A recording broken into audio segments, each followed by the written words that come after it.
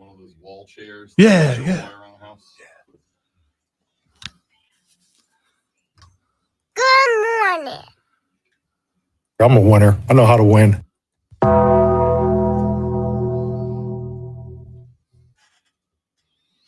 Hang on, somebody messed with all my stuff. I gotta move. I gotta move all my stuff. Where's my stuff? There's my stuff. There's some more of my stuff over there. There we go. Okay, I think all my stuff's adjusted. I've successfully adjusted my stuff. My stuff was in a weird spot. I had to move it around a little bit, but now my stuff is good. It's because Diesel's getting older and he has to make things a little bit. I mean, it's the truth. As we all are getting older, we have to change how we do things just a little bit to accommodate, the elderly, those creaks and cricks and things that you get.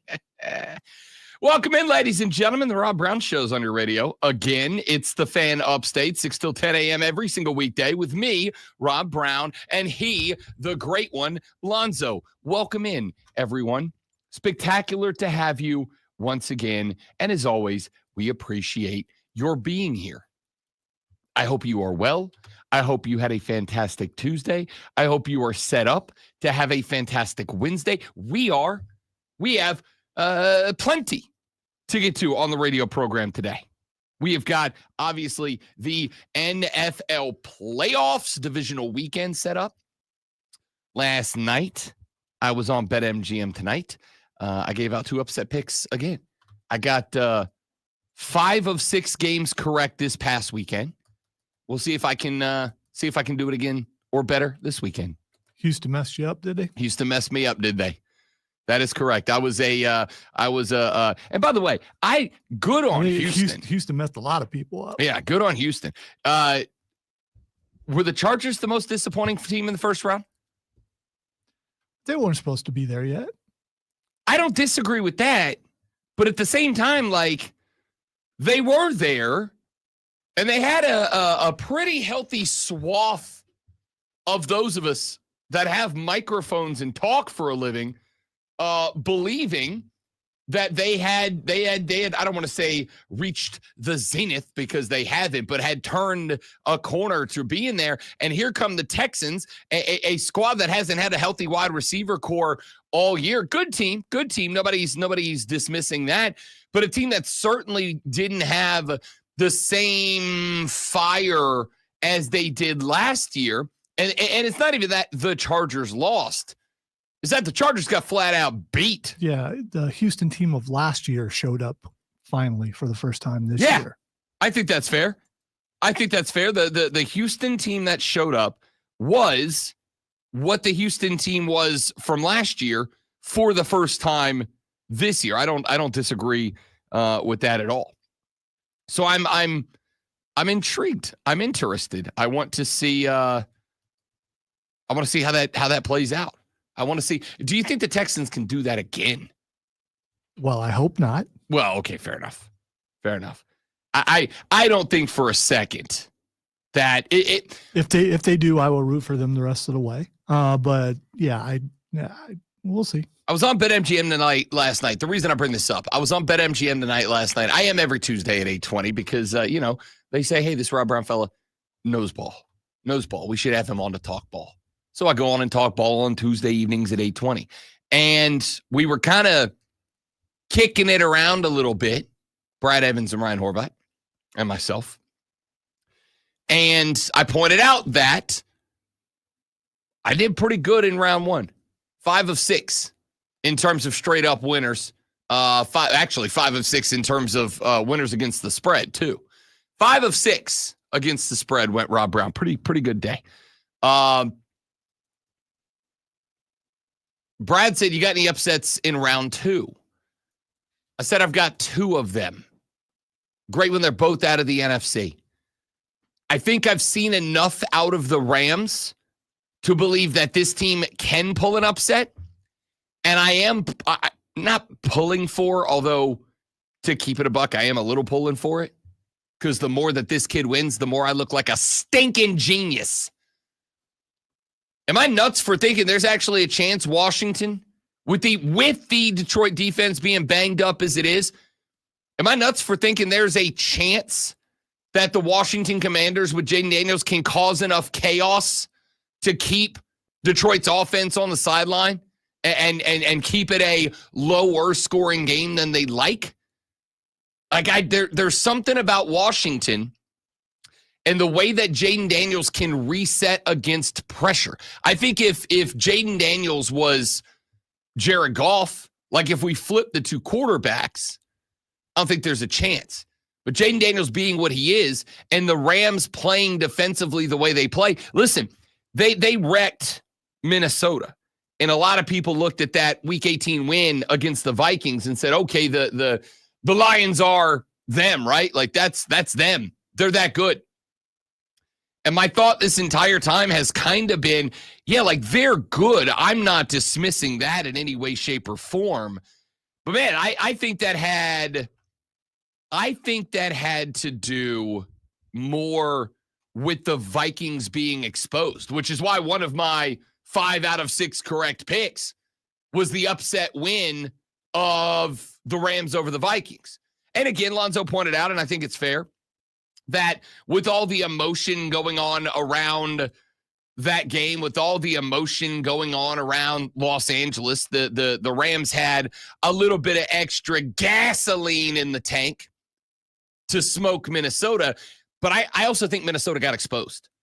I kind of think, and I said this I said it going into the Detroit game, that I thought there was a chance. Not that it would. I regret it. I wish I'd have just committed to the bit and said they would, because then I'd have looked like an even more stinking genius. But I said after that game, I think Minnesota's gotten exposed here, to be honest with you. I think we know who they are now. And yes, it's hard to get to 14-3 and be a fraud, but I think they were a bit of a fraud. There's a lot I like about Minnesota. There's a lot I like about them. I like the defense. I love the skill position set. The skill position set got Kirk Cousins paid, and it damn near got Sam Darnold paid. In fact, I'm going to say this, and I'm going to say this respectfully because I do like the guy. I don't have anything against him.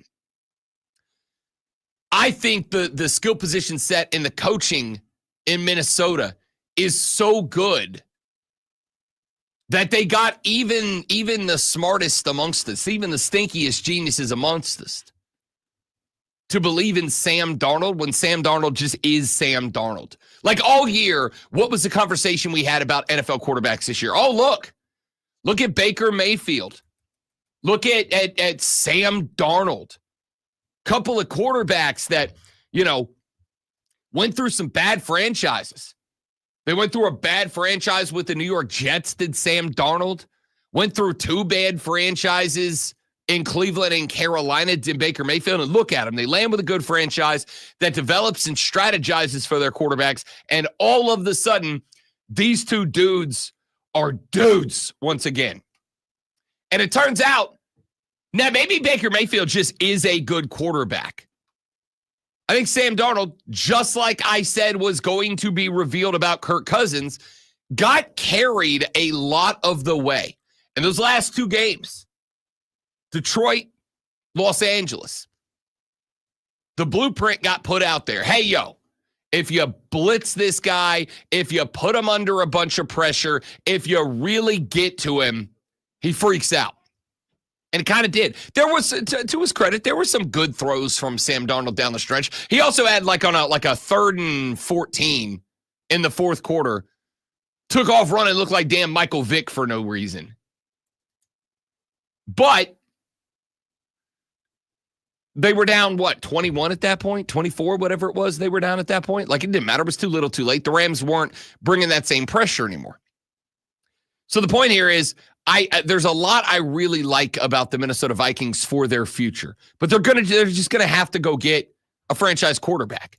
They just are. How much better, and I mean this, how much better would the Vikings have been last year? Would the Vikings have been this year if everything was the same, but they had a legitimate? I'm not even asking for like a Josh Allen type. I'm asking just a good quarterback, because we've now seen what Kirk Cousins is and Sam Darnold are. You're discounting the draft pick that they got.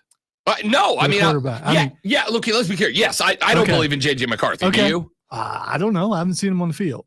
I don't believe in J.J. McCarthy. I mean, I have seen him on the field in college, but I haven't seen him on the field in the pros. Yeah. And who knows? I don't believe in J.J. McCarthy, but because I believe accountability is important, I didn't believe in Bo Nix either. And Bo Nix got that team to the Super Bowl. And how many people believed in Patrick Mahomes? Sure. I mean, I'm not saying Hell, that the Chiefs didn't believe in Patrick Mahomes until he went out there and Mahomes. No, I disagree. They held him back for a year, let him get his feet under him, and they had a really good quarterback already. So they had a good quarterback. It was really good at the time. They were in the playoffs and stuff. They couldn't get over the hump to win a Super Bowl, but they were in the playoffs every year with Alex Smith. They had a good quarterback, a commendable quarterback for sure. But I will say all of this to say that it doesn't really matter how. I mean, no, I don't believe in J.J. McCarthy, but I also didn't believe in Bo Nix, and Bo Nix has balled out this year. I didn't believe in Drake May. Drake May balled out this year. I think Drake May got, well, I don't want to say it is on him. I think Drake May ended up getting Gerard Mayo fired because I think the Patriots believe that, like, oh, we stumbled into a franchise quarterback here, and we don't want to do like the Bills did and waste 7-8 years of primetime QBing, developing everything else around a head coach who's never done it before and is going into year 2. Like, we want to go get a guy who's been there, done that, got the t-shirt. And, of course, just like I said that they would, the Patriots, I think, wanted Vrabel and believed that if they offer the job to him, Vrabel would sign. And he did. And he did. Mike Vrabel's the head coach of the Patriots now. Gerard Mayo didn't get fired because he's a bad coach. He got fired because the Patriots looked at it and went, we screwed up last year not getting Mike Vrabel, and we have a chance to make it right. And if we pass on that chance, he's going to go be the head coach of, like, Cincinnati. He's going to be the head coach of Vegas. And if that happens, and he is the dude we think he's going to be, we'll never get the chance to bring him here. So let's go ahead, bite the bullet, whatever the expression is. Let's go ahead and bite the bullet, make a tough decision to fire Gerard Mayo, and go get Mike Vrabel. And I really believe, even though they're technically not supposed to have, I absolutely believe they had a conversation with Vrabel before they fired Gerard Mayo. Like, we're only firing this guy if you are going to commit to us now that you'll sign the contract. And I think that agreement was in place. Well, I'm guessing the owner and Robert Kraft and Vrabel are boys. So, I mean, they probably text back and forth and stuff like that, you know, just talking with your guy, and it just happened to come up. Sure. And Bob Kraft was like, look, I'm making this decision if and only if there's going to be a happy ending to this story. That's the only way I'm doing it. Yep. That's how he does things. Yeah. Yes. So, Bob, put all that aside. I think the reason they made the switch, aside from all of that, is, hey, we're better off than we thought we were. We drafted this guy. We didn't know he was going to be. Turns out Drake May's got a bit of that dog in him. So let's go get our guy now, and let's see if we can point this in the right direction now. And they made the move. That's fine. I honestly did not see Drake May or Bo Nix being him. And it turns out they both got a bit of that dog in them. And since they both got a bit of that dog in them, my question is this. How much better are the Vikings if Drake May was the quarterback there? I'll tell you right now, and I mean this. I'm not being facetious. If the Vikings had a Drake May at quarterback, they probably lose another game or two in the regular season that they won because Sam Darnold's got some experience. But if they got a Drake May in there as the QB, I think the Vikings don't just beat the Rams. I think the Vikings might be an NFC favorite coming out with the Lions being banged up as they are. And I know Lions fans are probably tired of hearing about that. Oh, the injuries. We keep losing. The injuries. We keep losing. And that's all well and good. But that's reality, dude. Like, that's where you are. That's what your team is right now. The reality of this whole thing is that your team is exceptionally banged up, and it is going to impact what you're capable of doing. And so if I take that and I put that up against a quarterback that's got the opportunity to get to the outside and can make defenses miss like Jaden Daniels can, I think there's blood for an upset there. I do. I think there's blood for an upset there. We're going to talk about that. Zach said, I heard yesterday the poster boy of wins and losses are not a quarterback stat is Sam Darnold. I chuckled. Well, number one, I don't know who said that, but they're a genius.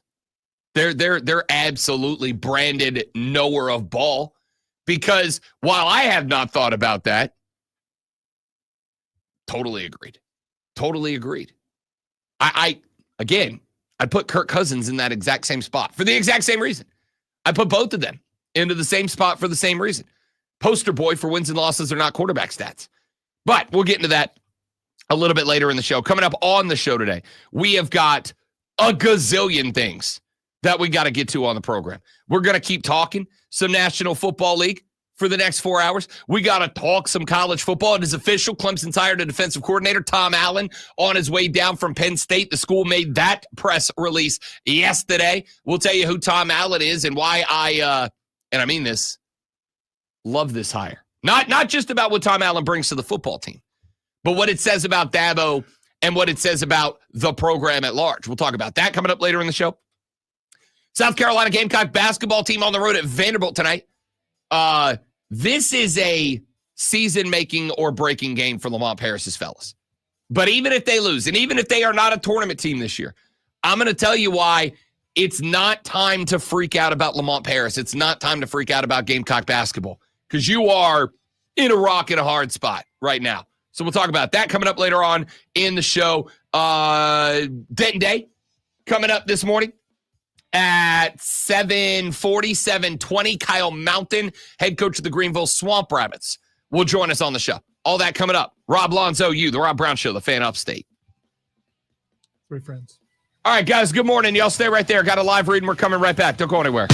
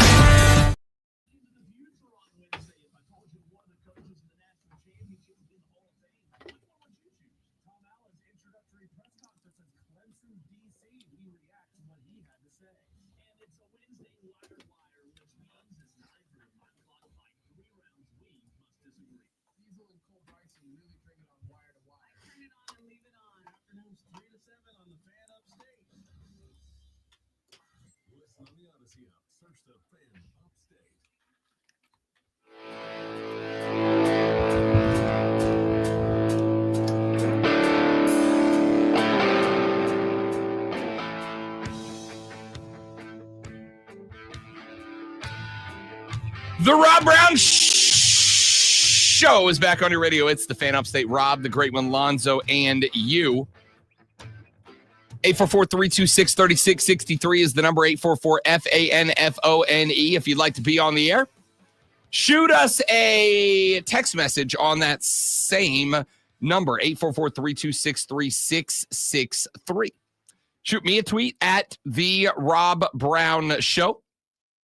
Shoot the great one a tweet at Lonzo on Word, and get at all of us at The Fan Upstate. If you want to get at us in that direction, you're certainly welcome to. You can also leave drop me an email, rob.brown at thefanupstate.com, rob.brown at thefanupstate.com. And you can get at us, what am I missing? Or the Ray Memorial Hotline. Almost forgot about the Ray Memorial Hotline. Grab the Odyssey app, AUDACY. Go to the Fan Upstate page, click the heart button so that you are automatically subscribed. And on the Fan Upstate page on the Odyssey app, AUDACY. So much forgone, but not forgotten. R.I.P., Ray. Jeez, Rob. I know. I almost forgot about the. I mean, how would we have people leaving us messages telling us to stick to sports if we didn't have the Ray Memorial Hotline? Go to the Odyssey app, AUDACY. Go to the Fan Upstate page. Click on the leave a voice message button and drop us an up to 60-second voice note that comes directly to the great one and I. We'd love to have you knock that out so that we can make you a part of the show. But the phone line and text line are open. They are the same number in 2025, 844-326-3663. All right. Here is your opportunity, Lonzo, and all the rest of you. Here is your opportunity to call Josh Allen a liar, if you would like to do so. Zoe sent me a clip yesterday. I'm not going to play it because it's like 2 minutes long. But Nick Wright on Fox Sports, he's like a junior hot take artist. He hasn't really elevated himself up to the top tier of hot takes, but he's working on it. And I commend him for it. You know, sometimes you got to play the game, and Nick Wright plays the game as well as, not as well as everybody else, but he's working on it. He put up a video on First Things First, which is the Fox Sports show, and basically said that Josh Allen this past weekend, as during their 31-7 win over the Denver Broncos, the head official in that game at one point was put on camera over on the sideline in the face of Josh Allen. And some people have speculated that the official was apologizing to Josh Allen for a missed call that Josh Allen was very demonstrative about in that game. I'm going to keep it a buck, Zoe. It's been like 4 days. I don't even remember what the call was. Do you? I do remember that the game changed after that. Yes. And here's the thing. I have said many times that the two places you don't really want to play are Baltimore and Buffalo. And here's proof. Other people are starting to wake up to see that it's classic projection. You put things out on the internet using, bots or whatever you need to make it look like Kansas City's getting all the calls, and the refs are kissing Patrick Mahomes and all those wonderful memes that people have put together or bots have put together, when all along it's been Buffalo. And Baltimore needs to look out, because they're going to have to not only contend with the exalted Josh Allen, they're going to have to deal with the referees. And that's just more proof. And if that was Patrick Mahomes, it would have blown up. It was everywhere. I did see the video quite a bit, and I watched the game live, and I'm like, what's this? Because they did it right when they were talking about Jim Nance's 500th broadcast for football. And I think that cameraman probably got fired because he showed everybody what I and some others know, and you're not supposed to do that. I don't know if it's an NFL mandate coming straight from your boy Roger, but it could be. So, Lonzo says Josh Allen's a liar. And here's why. Lonzo nor any of the rest of you, or me, Lonzo nor any of the rest of you nor me know what that official was saying to Josh Allen. Now, I will acknowledge that the body language certainly did look, I don't know, I don't want to say apologetic, but certainly did look like he was having like a conversation like, yo, here's where we are. Okay. There's familiarity with the way he had his hand on Josh's shoulder when he was talking to him. I'm just saying that's what bros do. So, I mean, the reason that I bring it up is because Josh Allen has talked about this now. Josh Allen has spoken out about this. Josh Allen has had something to say about it. You said his name 3 times in a row. Way to go, you. I mean, I could have said it 9 because I could have referred to him as Josh Allen, 3 times each time. But I spared you that. Said Josh Allen. The Chris method. Yes. So Josh Allen has spoken out about this. And Josh Allen has said, Josh Allen is the only other person in my life besides me who gets both names referred to as his name. He's not Josh. He's not Allen. He's Josh Allen. I'm not Rob. I'm not Brown. I'm Rob Brown. Josh Allen has spoken out about this, and what he claims happened is that the referee came over to him and told him, hey, dude, stop whining about calls. Quit whining. Stop crying about this stuff. And the reality here is I don't know what was said, and you don't know what was said, and none, Al Michaels doesn't know what was said, Troy Aikman does, none of us know what was said. Josh Allen says, yeah, dude, I was pretty upset about a call, and the head ref came over and told me, stop complaining about missed calls. Why did you throw Al Michaels and Troy Aikman in there? I don't know. I was just picking random dudes with microphones, and those were the first 2 that came to my head.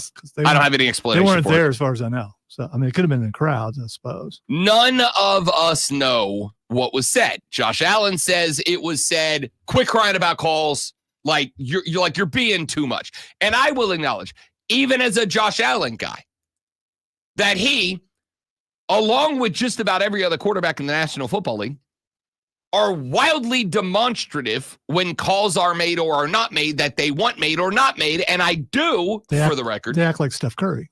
Absolutely. Patrick Mahomes acts this way. Like Steph Curry. Right. I'll tell you what here, just to kind of train the guns for Lonzo here. I blame Tom Brady, honestly. Not that quarterbacks weren't doing it before him, but I don't think there has ever been a quarterback that was more demonstrative in his disappointment with officiating than Tom Brady. I blame this on the GOAT. I blame it on Tom Brady. Here's the thing. I do not think that Josh Allen gets more calls than any other quarterback in the NFL. I think he gets the same rate of calls that Mahomes gets, that Lamar Jackson gets, that any of the star quarterbacks get. When you get your secret memos, how do you get those? I mean, facts. Okay. Yeah, that way I can destroy them after. Okay. Yeah. All right. Yeah. If they fax them over, I basically take it off the faxer, read it, and then drop it into the shred machine so that nobody else can see it. I hope you're doing your due diligence. I would hate to see you get reprimanded. No, Roger tells me what to say. And, I just committed to memory right there. And then I craft the take when I get in here. Don't make the mistake Schefter did. I mean, Josh Allen gave it all away.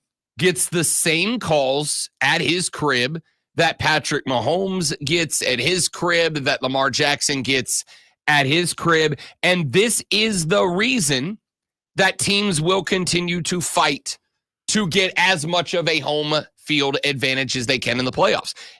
Listen, I have said a number of times, I do not think that there is some big-time, deep conspiracy to elevate some teams over other teams in the playoffs.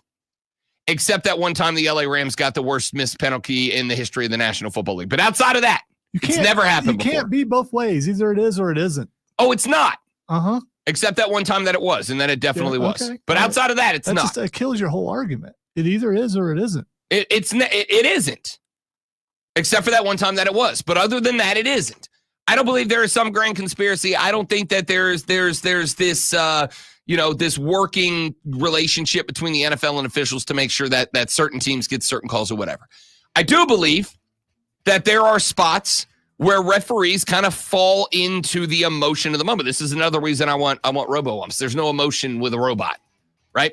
But I believe that there are times when officials may get caught up in the emotion of a home crowd, a narrative that's been built subconsciously or otherwise.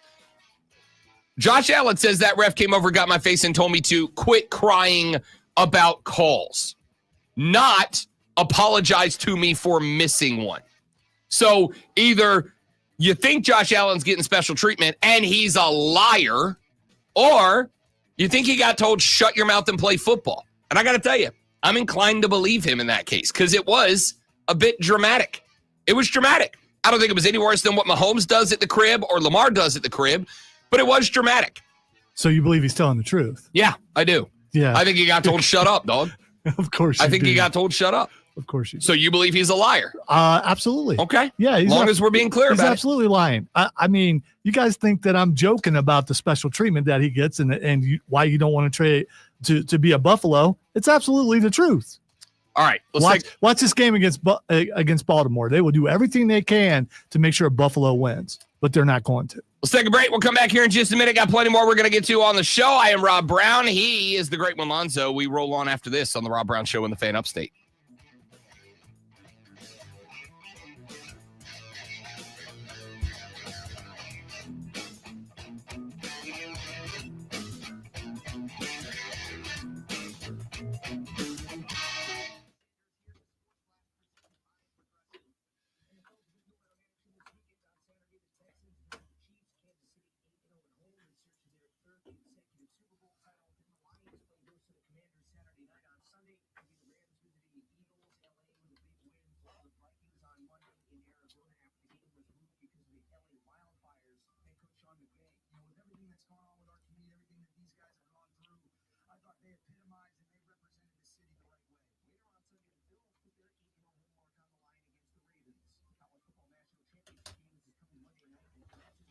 The hashtag, did you just hashtag but then put spaces in the hashtag?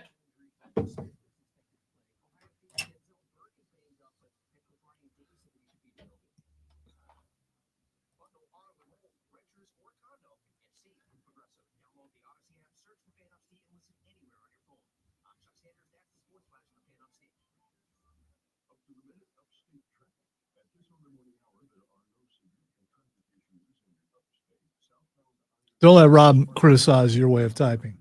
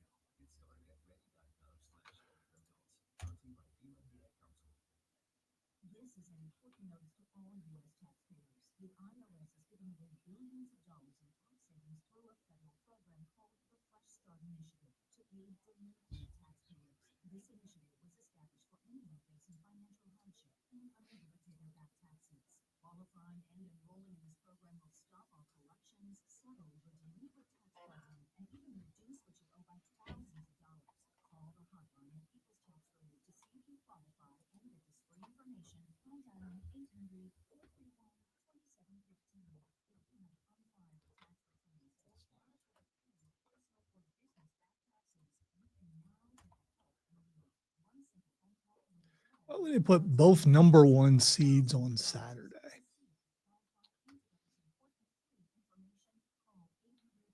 Probably because they don't think either one of those games. I think they're the 2 games with the widest spreads, which makes sense.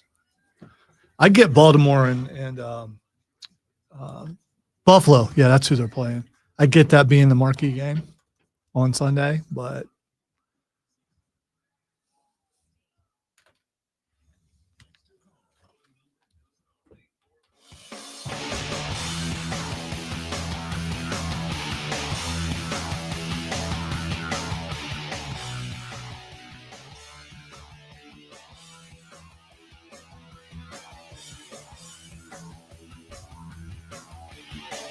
The Rob Brown Show back on your radio, and it's the Fan Upstate. Jay Bird from Duncan texts the show at 844-326-3663. And I do want to point out, you guys have as much control over the show as anybody else. You shoot a text, you got a good take, I'm going to read it on the air. And if it's, if it's real good, you'll get the goal horn. Jay Bird's not getting the goal horn. I just wanted to let you know it's still up there. wow. Now, Fake the throw hey, there. listen. Yeah, you want the goal horn, you got to earn the goal horn, okay? I don't just hand out for free, okay? But Jay Bird said, Rob, I've been listening to you talk about Sam Darnold for the last half of the season. And I feel like you folded on him like a wet dish rag the last couple of games. Jay Bird, you feel that way because it's true. That is why you feel that way. You feel that way because that's exactly what happened. Sometimes the reality of a situation shines through. And I'll tell you why I folded on Sam Darnold like a wet dish rag. Because I realized after the Detroit game that I fell for the same situation that I told everybody else they were falling for with Kirk Cousins in Atlanta. That's why. Because I realized I made the mistake that I spent the entire last offseason warning Atlanta fans that they were falling for. And that is Minnesota has done an excellent job of building up a wonderful set of skill position players and has a very good offensive system in place. And that has thrown back-to-back average quarterbacks into the mix and allowed them to shine in that system. Now, Sam Darnold did what Sam Darnold did, and you can't take that away from Sam Darnold.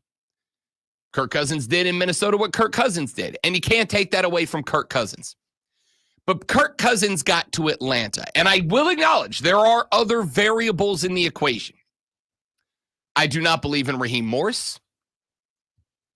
Atlanta has Bijan Robinson, Kyle Pitts, Drake London. They have got some dogs down there, but none of them are Jefferson. None of them are Hawkinson. None of them are what Minnesota has built up. So I believe that Atlanta thought, let's go get this guy out of Minnesota that had all these numbers and he'll elevate the guys. And I spent the entire offseason saying, guys, I think you're falling into a trap here. I think Kirk Cousins was made to look good by Minnesota, not Kirk Cousins made Minnesota look good. And I feel like you think he's going to be able to show up in Atlanta and replicate that with the Dirty Birds, and they're just not on the same level. And it looked early in the season like I was going to be wrong. And then we hit the midway point of the season. The Falcons went 1-4 over a 5-game stretch, not exactly against the elite competition in the NFL. And in that 1-4, Kirk Cousins threw 1 touchdown and 9 interceptions over 5 games. And I said, oh, there it is. There it is. And for whatever reason, it didn't click to me. And probably because the Vikings were a 14-win team. Probably because the Vikings were a 14-win team. I said, wait a minute. Maybe, and I will also acknowledge you can also put this on what Baker Mayfield has done over the past, 2 seasons in Tampa Bay. Bringing this team to the playoff twice, winning the NFC South. Though what I did with Tampa Bay is the exact opposite of what I did with Minnesota. I gave Baker all the credit for dragging the Tampa Bay Buccaneers into the playoffs and dismissed the fact that they won that division with 9 games last year. 9 wins last year. And again, they played the Saints, Panthers, and Falcons 6 times, and they got to 9 wins. This year, they won the division with 10 wins, a year in which 2 members of the division went 5-12.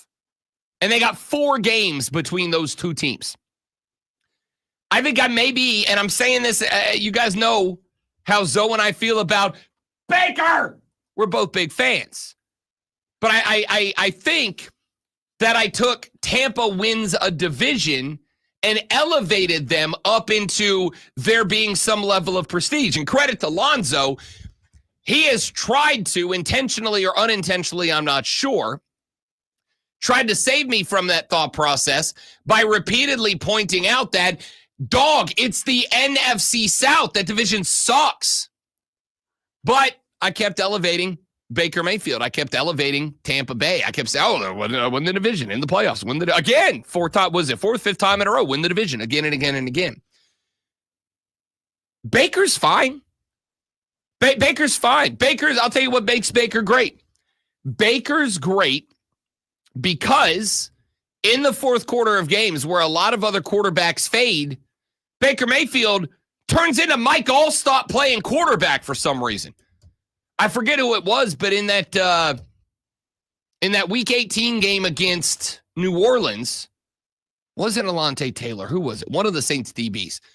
Baker ran through a man's chest.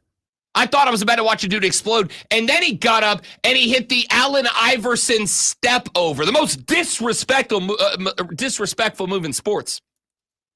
He hit the step over. Then in the game against Washington, fourth quarter, Tampa Bay's got to do something with the football. Baker's out here running through linebackers. Guys that if Jaden Daniels did that, I'd be like, no, Jaden, slide. Not Baker. Baker puts the shoulder down, runs over, flat backs a linebacker to pick up a first down. And I love that about the guy.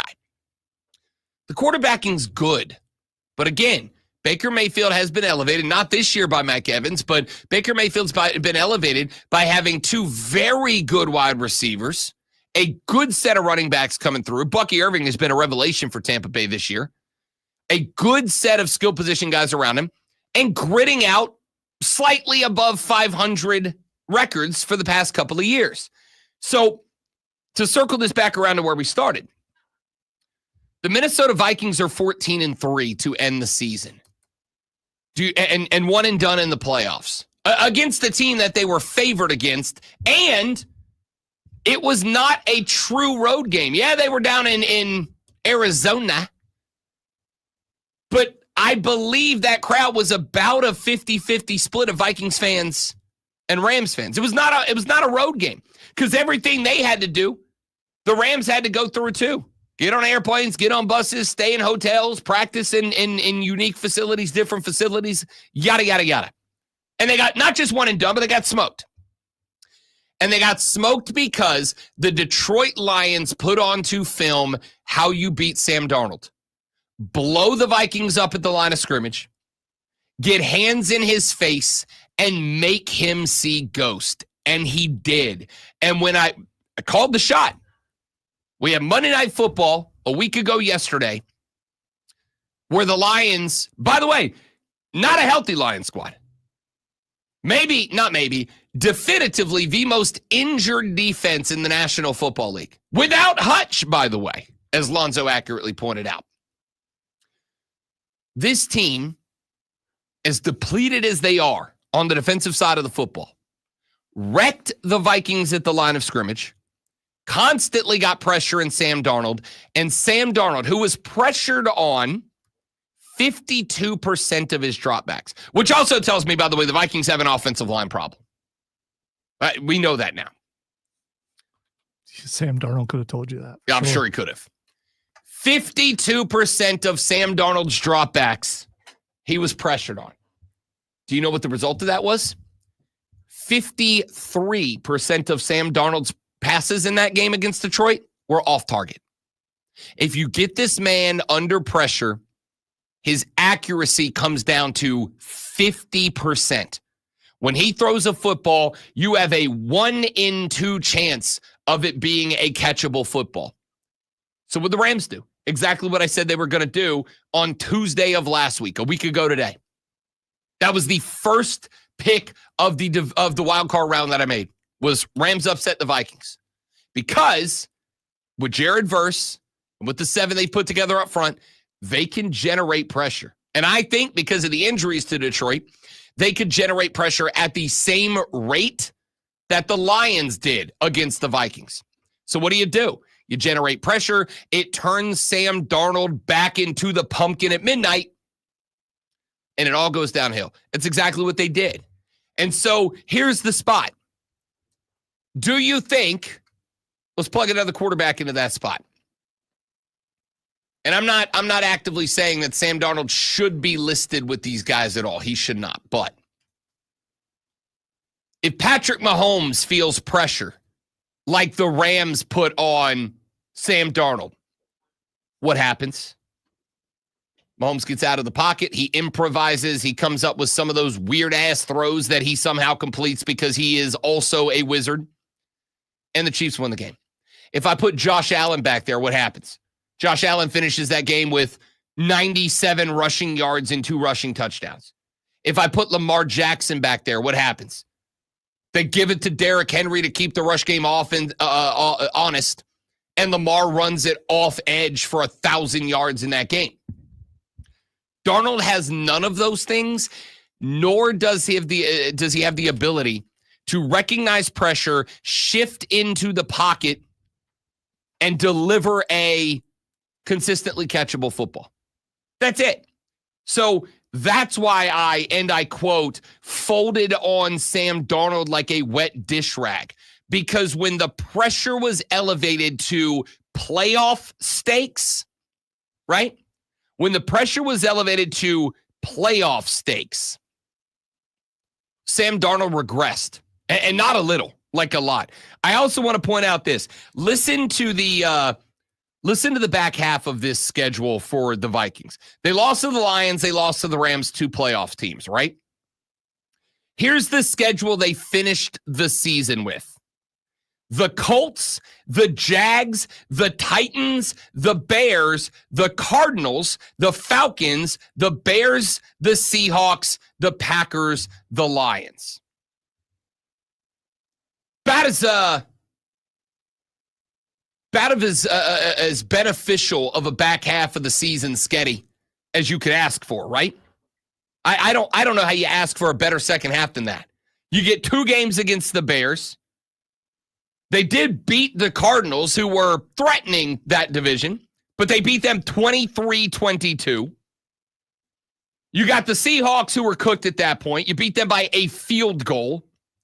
You got the Packers, who at that point were locked in.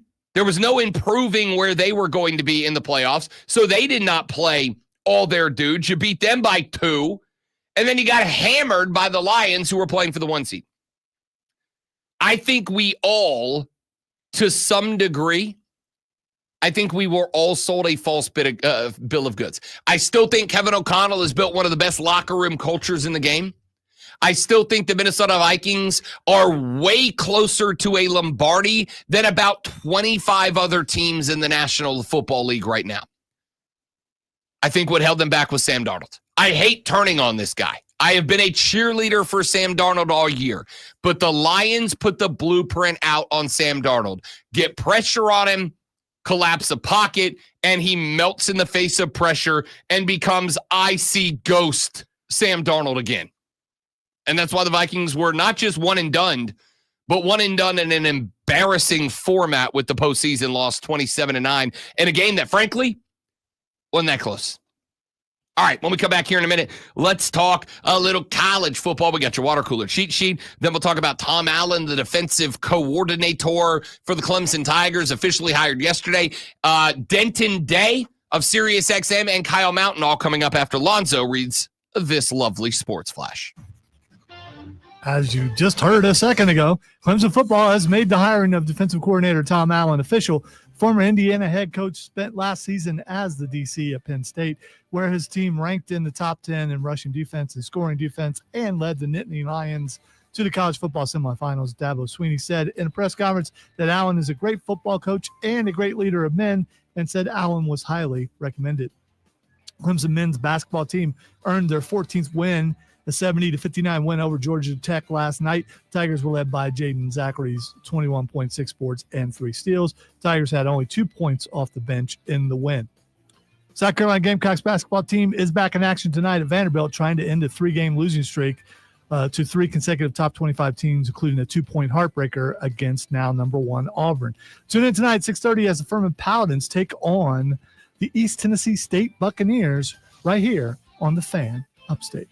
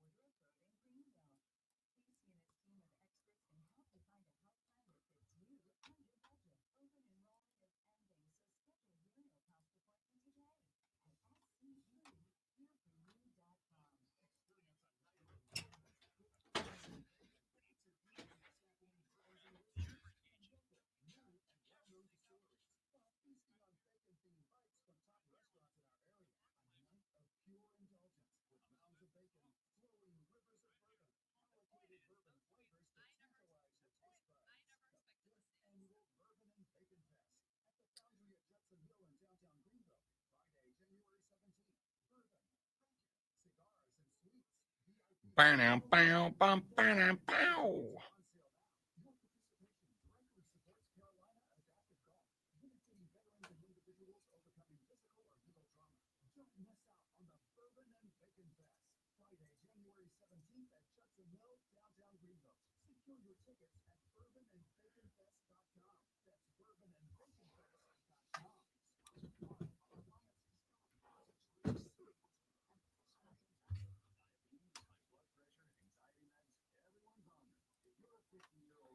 All right.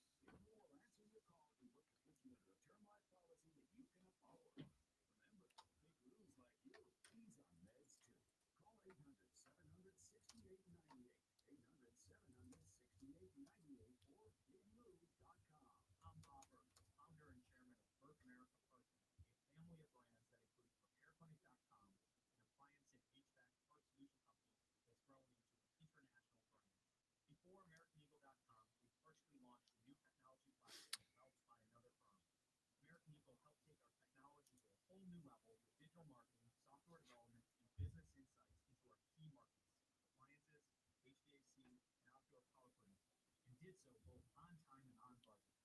AmericanEagle.com has the resources, experience, and talent needed to produce solutions. Our new technology platform, developed by AmericanEagle.com, has produced tremendous results with higher traffic, conversion, engagement, and online revenue.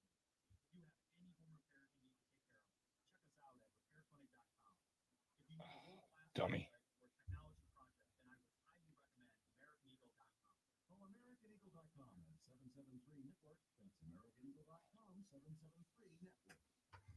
When it comes to the best sports talk show, listen to the Fan Upstate on Odyssey, no matter where you are, in the car, at home, at work. Follow the Fan Odyssey app on your phone. Search the Fan Upstate when you're in the game. The Fan Upstate. Unique and unlike any other sports talk show. It's Fan MGM Tonight, Monday through Friday from 7 to 11, only on the Fan. Fan MGM Tonight is the red zone for casual and hardcore sports fans. Live sports betting updates for all of the night's games as they happen. The latest scores, sides, totals, props, parlays, futures, and much more with real-time, relevant sports wagertainment tonight at 7. Fan MGM Tonight, exclusively on the Fan. Hey, what do you want to see?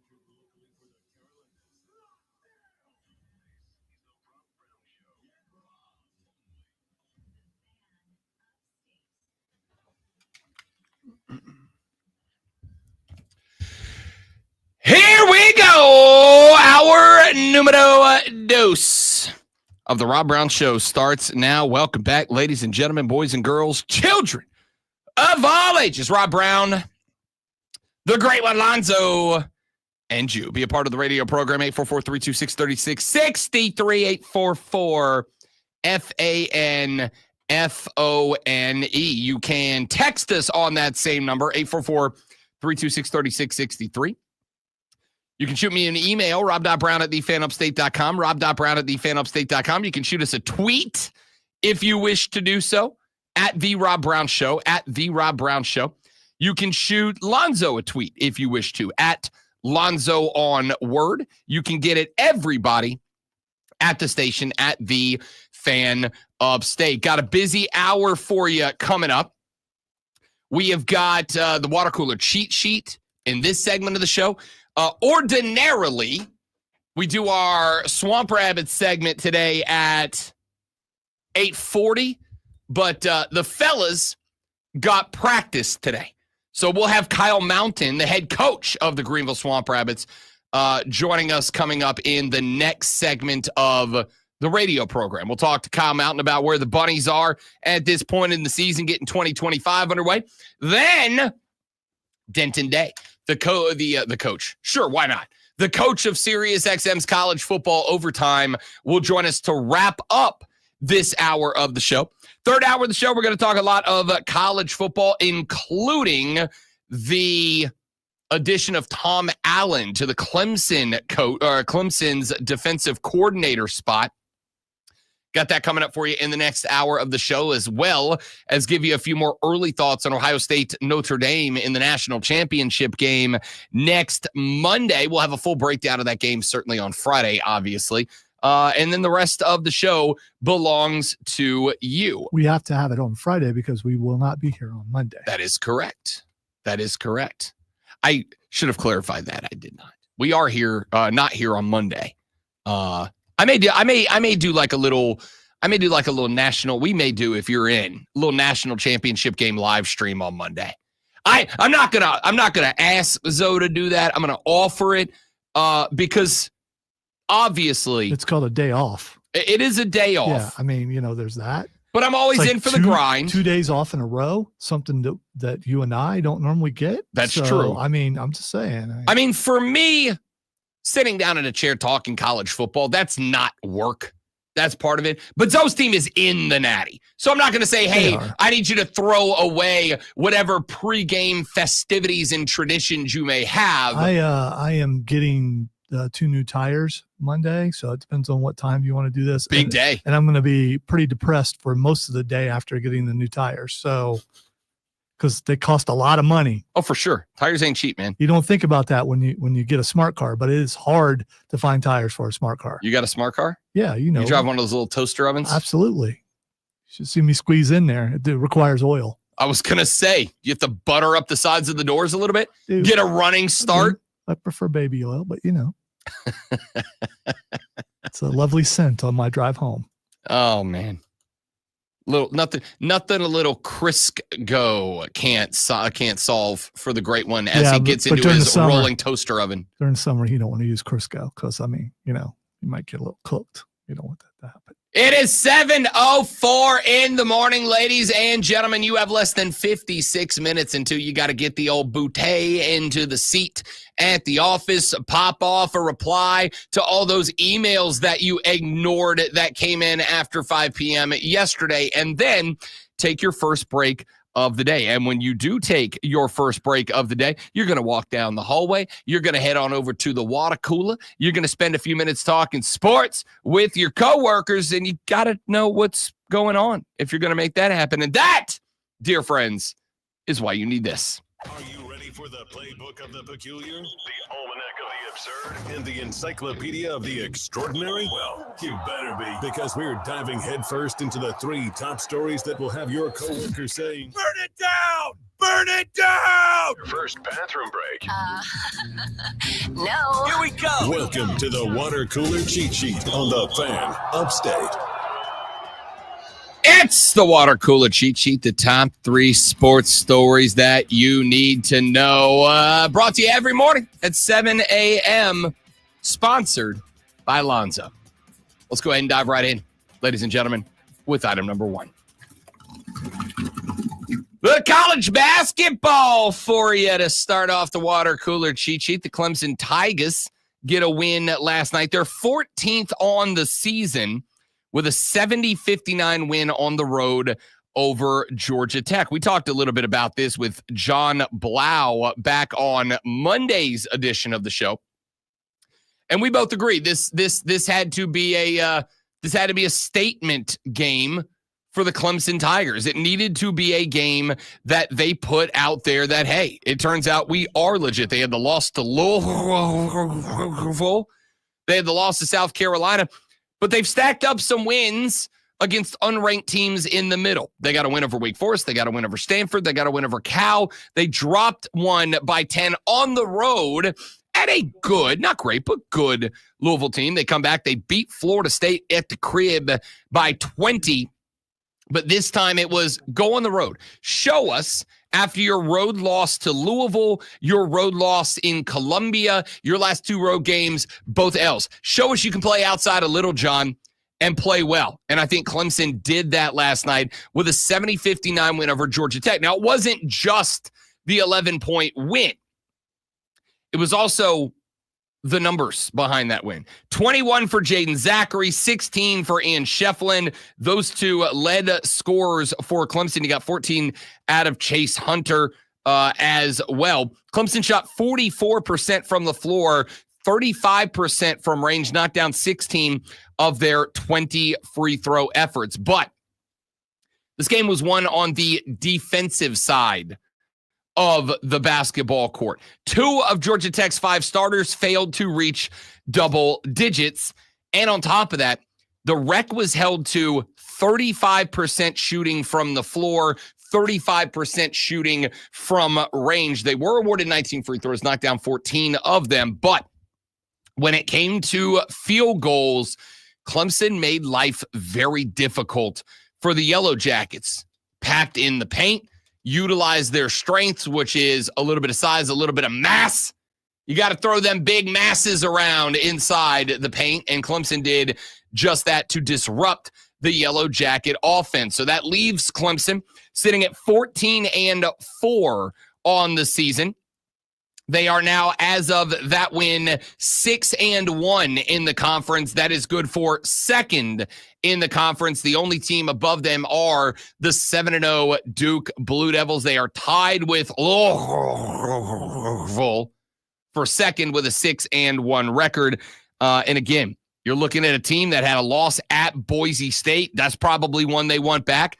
They had a loss against a good Memphis team, not the end of the world. They had a loss at South Carolina, which now that we are a handful of weeks removed from that game, probably another one that you want back. Although, I'd say take a sleep. Take a sleep on South Carolina. Don't panic just yet, all right? That's a good Southeastern Conference and a young South Carolina team looking to replace a couple of big names across their starting five. So not an awful loss. That loss against Louisville is certainly one that they'll want back as well. But you have won 2 in a row convincingly since then, including a road contest. Now the question mark. With a few days off before you're on the road up at Pitt on the 18th, can you now string back-to-back roadies together? That's going to be the next big question. Let's get to item number 2. The NFL coaching wagon is going to be a frequent item on the water cooler cheat sheet over the next couple of weeks as we find out who's going where, when, and why. One guy that swears he ain't moving now, however, is Mike Tomlin, head coach of the Pittsburgh Steelers. Since the loss by the Steelers in round 1, a one-and-done exit from the playoffs for the 5th consecutive time. Somebody said yesterday, and I've got to go find out if this is true. The Pittsburgh Steelers haven't won a playoff game, if I recall correctly. The Pittsburgh Steelers haven't won a playoff game since back in 2017 when they knocked off the Chiefs 18-16 in the divisional round. I believe Ben Roethlisberger was the core. Wasn't that Ben's last year or second to last year? I believe that was the last win. They haven't won a playoff game since Ben left. Yeah, I was going to say, I don't think they've won any since he's left, so it would have to have been him. So one and done again, and the conversations started floating around about, is it time? Is it time for the Steelers to make a move? Is it time for them to make to make a move, to move on from Mike Tomlin? Tomlin said, when asked yesterday if any teams should consider inquiring about a trade to pick up the longtime Pittsburgh head coach, and I quote, "Save your time," end quote. He said, quote, "I understand the nature of what it is that we do, the attention and criticism that comes with it. As a matter of fact, I embrace it, to be quite honest with you. I enjoy the urgency that comes with what I do and what we do. I don't make excuses for failure. I own it, but I also feel like I'm capable, and so long as I'm afforded an opportunity to do that, I will continue. But I certainly understand their frustrations, and probably more importantly than that, I share them because that's how I'm wired," end quote. When asked about another first-round exit, he said, quote, "I don't view it as misfortune, to be quite honest with you, particularly at this level in the business and the game. There's football justice. You get what you deserve, and so we are here, and we're here for really tangible reasons. We didn't involve in the right ways. We didn't strike the right chords at the right time, particularly down the stretch," end quote.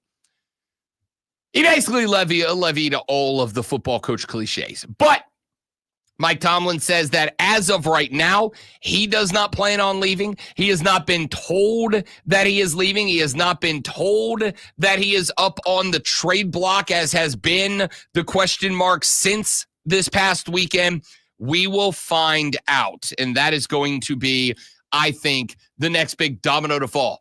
Does the ownership group of the Pittsburgh Steelers come out and say, hey, look, here's where we are, here's where we got to go? Or is Mike Tomlin the head coach of, I don't know, the Dallas Cowboys next year? We'll find out. We'll keep an eye on that for you. All right, item number 3. You knew this was going to be it. It had to be. The 54-year-old Tom Allen had his contract approved yesterday by Clemson's Board of Trustees, a 3-year deal to step into the program as the defensive coordinator. He is Dabo's 4th defensive coordinator hire and is tasked to revive Clemson's defense after a poor showing in 2024, including 292 rushing yards given up to the Texas Longhorns, who turned around and had less than 60 in round number 2 of the playoffs. Dabo Swinney said in a press release from the school yesterday, quote, "We've got a great football coach and a great leader of men coming to Clemson. He brings a ton of experience and was highly recommended by some of the best people in the business. He is obviously coming off of a great year as the defensive coordinator at Penn State, and we're excited to welcome him as our defensive coordinator here at Clemson." Penn State, of course, boasted a top 10 defense nationally under Tom Allen. They were number 8 in scoring defense, surrendering just 16.5 points per game. Number 7 in total defense, averaging less than 295 yards surrendered per game in FBS. Perhaps the most significant, Penn State 9th against the run, allowing less than 102 rushing yards per game. 10 games, Penn State held opponents to under 14 points. It also forced at least 2 turnovers in 9 games, which helped lead the Penn State run to the semifinals. Tom Allen has also been coaching since 1992. He has had head coach and defensive coordinator stints in Florida and Indiana, from the high school all the way up to the collegiate level, including some time as the head coach of the Indiana Hoosiers. He was elevated from DC to HC there, has jumped around at a couple of other schools as well, as including Ole Miss, South Florida, and obviously Indiana. But the most interesting thing about this, Allen's base defense is a 4-2-5 nickel defense. That is something that Clemson ran quite a bit last season and in years gone prior. But what makes this interesting is that Tom Allen regularly has one edge rusher standing up as opposed to hands in the dirt. What does that do?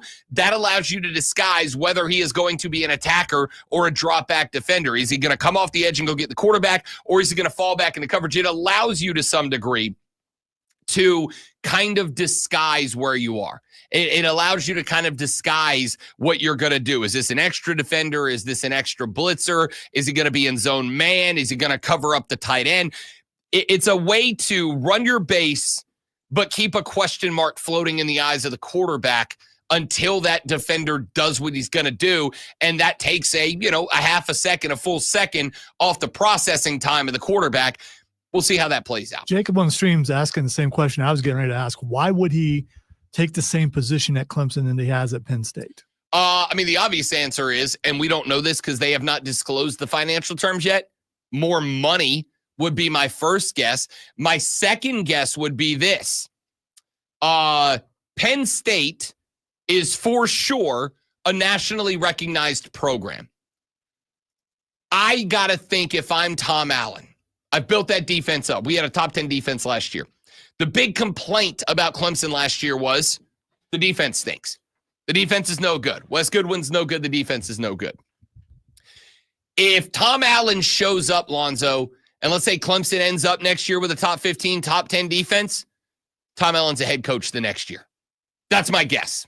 My guess is Tom Allen, who was a head coach at Indiana, a program that, and some would argue still to this day, ain't a football program. It's a football program, ain't a football school. They're not pouring their resources into Hoosier football. My bet is Tom Allen, I don't know this. I have nothing to lean this on. It's just my own guess. My bet is Tom Allen thinks, hey, if I show up and we ball out Clemson defensively, I'm a head coach again. All right. All the things you said make sense. And if you feel he just wants to go where it's warm in there too, possibly that might factor in. Hell yeah. Get up out of Happy Valley. That might be it too. I think the majority of the places you said he worked at was cold. He was at Ole Miss for a couple of years, and he was at South Florida for a couple of years. All right. So he's working his way back down. Yeah. Okay. Yes. It's just, is this a step down for him? Penn State just played for a semifinal. Clemson was in the playoff, though. So is it a step down? Yeah, but I'd say it's like stepping off of a curve, not falling off of a cliff, right? And again, if he shows up at Clemson and the defense next year goes back to be, and by the way, the defensive personnel roster for Clemson's pretty good. It's pretty good. So if he takes a pretty good group of talent and elevates them to being a top 10 defense once again, I think Tom Allen's going back to being a head coach sooner rather than later. Just my speculation. Kyle Mountain, head coach of the Greenville Swamp Rabbits, joins us next on the Rob Brown Show in the Fan Upstate. All right, guys, we got to step away for just a minute to get Coach set up. Y'all stay right there. We will be right back. Don't go anywhere.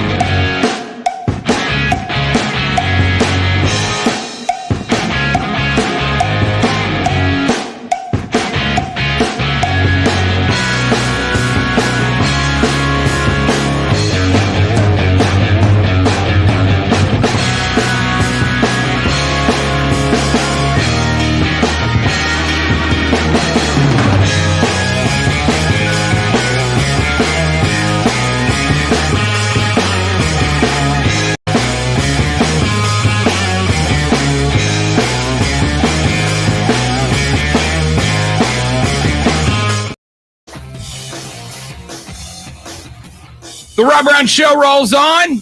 The fan upstate, Rob Lonzo, you. And now, joining us on the radio broadcast, ladies and gentlemen, he is the head coach of our Greenville Swamp Rabbits, the hockey team in the upstate. He is the head coach, Kyle Mountain, joining us here on the show. Coach, my man, welcome back. Good to have you, brother. How are we feeling? Good. I was waiting for the goal horn. That was nice. That was very well done. So yeah, I'm good. All good here. Coach, thanks for having me. Accountability and coachability are the two most important abilities. You asked for it, you get it. I follow instructions. We're good here, man. I love it.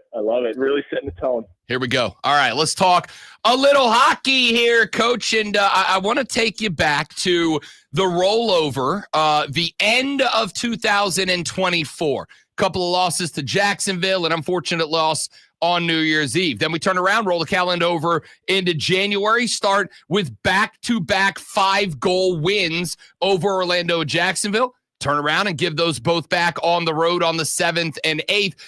Feels to me like this team is absolutely up and down. And obviously you've got to deal with players getting caught up to Ontario and sent back down, new guys rotating in to fill in the roster spots, etc. Just kind of walk me through the ups and downs of the last couple of weeks for the Greenville Swamp Rabbits. Yeah, definitely.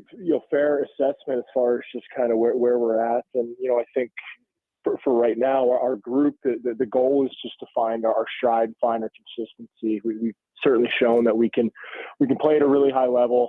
We can be really competitive and beat anybody, in our division, in our league. So finding that consistency has been kind of the goal here. And so it was good to start that road trip on a really good foot, get some really good road wins, against good teams in tough buildings, hard places to play. So, and look, I mean, it's like you said, there's a lot of variability. There's a lot of things that change on a day-to-day basis. So obviously, for us as a staff, keeps us on our toes for sure, keeps the players on their toes. And, ultimately every team kind of goes through that in one way or another. So whether it's injuries, whether it's call-ups, whatever it might be, every team's got their things that they have to deal with. So for us, it's just being able, regardless of kind of, circumstances, what's going on with our roster, anything like that, we still need to, be able to show up and play a certain way, when the time calls for it. So I think for us, just finding that consistency, finding that rhythm is really the goal now. And once we hit that, we're going to be in really good shape. Kyle Mountain, head coach of the Greenville Swamp Rabbits here on the Rob Brown Show on the Fan Upstate. How do you find that stride, Coach? I mean, listen, I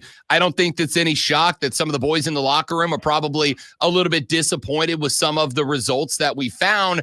And it's obviously your job as the head coach to be able to walk them through that, keep the head screwed on the right way, and looking forward. Still a lot of hockey. We just crossed the halfway point. A lot of hockey left to be played. How are those conversations going to make sure that the guys that are on the roster, especially the ones that are going to be sticking with you for the majority of the games, kind of keep pushing forward for better results moving forward?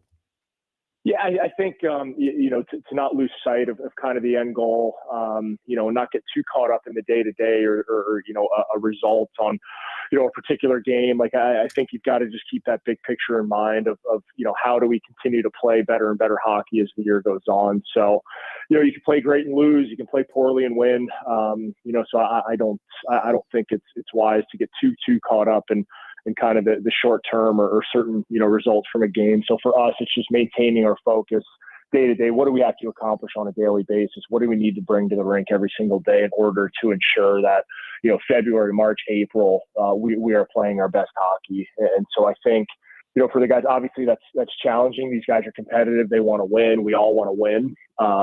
So there are disappointments.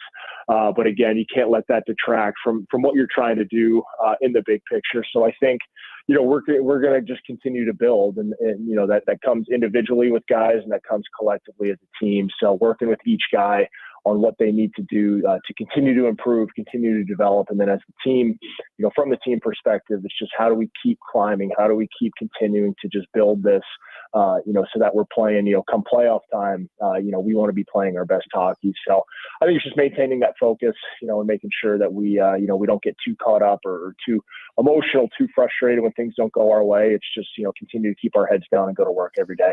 Obviously, Coach, this level of hockey is designed as much to be about player development and progression as it is to be about wins and losses and playoff appearances and Kelly Cups and whatnot. How are you balancing that right now between making sure you are giving the guys that need ice time to get better and sharpen the skills, but also make sure that Greenville, South Carolina is seeing some dubs go up on the board? Yeah, I think that's always a balance that you have to find, that you have to try to strike. And so a lot of that development work, outside the games, I mean, it's kind of how we build our practices, how we build our training every single day. So I think that, regardless of what a game might bring you in terms of personnel and how you're using guys and what situations you're putting guys in, we really try to utilize every minute that we have, during practice and during training to keep on guys as far as their development. So there's a lot of ways outside just playing, in the games that guys can get to work and get a lot done, be it in practice, individual work, video, meetings, things like that, and off-ice training. So we try to be as comprehensive as possible in our approach so that, we want guys the opportunity to go play and, grow through game experience, but there's a lot of other tools that we can use as well. So I think just trying to take advantage of all those opportunities and make sure we're, getting as in-depth as we need to with each guy and not leaving any stone unturned when it comes to them developing and getting better. So we really try to just hit it from all sides and make sure guys are getting what they need in terms of growth and development. When this team, which we've seen, kind of off and on throughout the season, Coach, goes on these little streaks, string together 3, 4, 5 wins here, put together 2, 3 losses there. How do you as the head coach maintain consistency, but still tinker with the lineups, tinker with ice time, tinker with different shifts and rotations and whatnot? Is there a formula to that for you, or is this something that you're kind of feeling out player by player based on who's feeling hot and who's not? How do you handle those little strategy changes based on the runs of success or failure that the team is having? Yeah, it's definitely a feel. There's no kind of one method or one kind of trick to cure it. It's certainly game by game. It's day by day. And I've got a really good staff and support system around me, and we spend a lot of time and energy trying to figure out, what levers do you pull and what changes do you make, and who's really playing well, and what guys are not quite where they need to be, and what do we need to do to get them there. Those are always, those are daily conversations that we have. So, when it's going good, when you have momentum, you just want to fight as hard as you can to keep it, and continue on that trend. And then when it's not, you've got to reevaluate a little bit and not necessarily overhaul everything, but what little changes do we need to make? And sometimes it's, it is a personnel thing. Sometimes it's, how we build our practices. Sometimes it's, what area of focus are we currently on right now, and do we need to change that? So I think that all those questions are fair questions on a daily basis. And so it's just trying to figure out, the best method. And then, the ideal situation is that you do make a couple tweaks, it clicks, and then, you kind of get that momentum back. So, it's always just kind of that, ability to reevaluate and adapt to a current situation. And I think, the ability to do that will allow you to kind of get out of those situations where things aren't going quite the way you want them to. You can make a couple changes here and there, and then, kind of get back on track. Adaptability, Coach, is another one of those abilities that we were talking about earlier in the show, and you guys had to adapt a little bit. Was supposed to be a 3-game homestand this past weekend, but the winter weather rolling through on Friday evening canceled postponed the Friday and Saturday night game. So it ended up being a 1-game stand on Sunday. You play again back at the house on Friday night against South Carolina, then 2 on the road against Atlanta and South Carolina. Kind of wrinkling the plans. Probably not the worst thing in the world to have a couple of days off while you are at home in Greenville. But what was that process like, especially when we all kind of got the news in the 11th hour these games were being postponed? What went into that for you? How did you as a head coach handle that? How did the team handle it moving into a Friday nighter against South Carolina, coming off a Sunday game that had 2 games postponed right ahead of it? Yeah, that was an interesting one. Yeah, and obviously we talked kind of throughout that entire day, just talking with our team president, Tim Vieira, and just, trying to weigh kind of the different options and what was coming as far as the storm. And obviously a lot of things to consider: the road team travel, fan travel, arena employees, and, obviously weighing those risks of having them travel. So ultimately, I think, the right decision was made with kind of pushing those games. And yeah, for us as a team, I mean, we were coming off of a long week-long road trip, and, we were looking kind of down the barrel of a 5-6, which is very challenging for any team, just in terms of the fatigue factor. So, I do think ultimately it wasn't the worst thing in the world to get a couple days, like you said, to reset. And, guys were back sleeping in their own beds and just being able to recover a little bit from a road trip. So, yeah, I mean, look, you just have to, like you said, just stay on your toes and adapt when needed. So I think the organization did a great job of,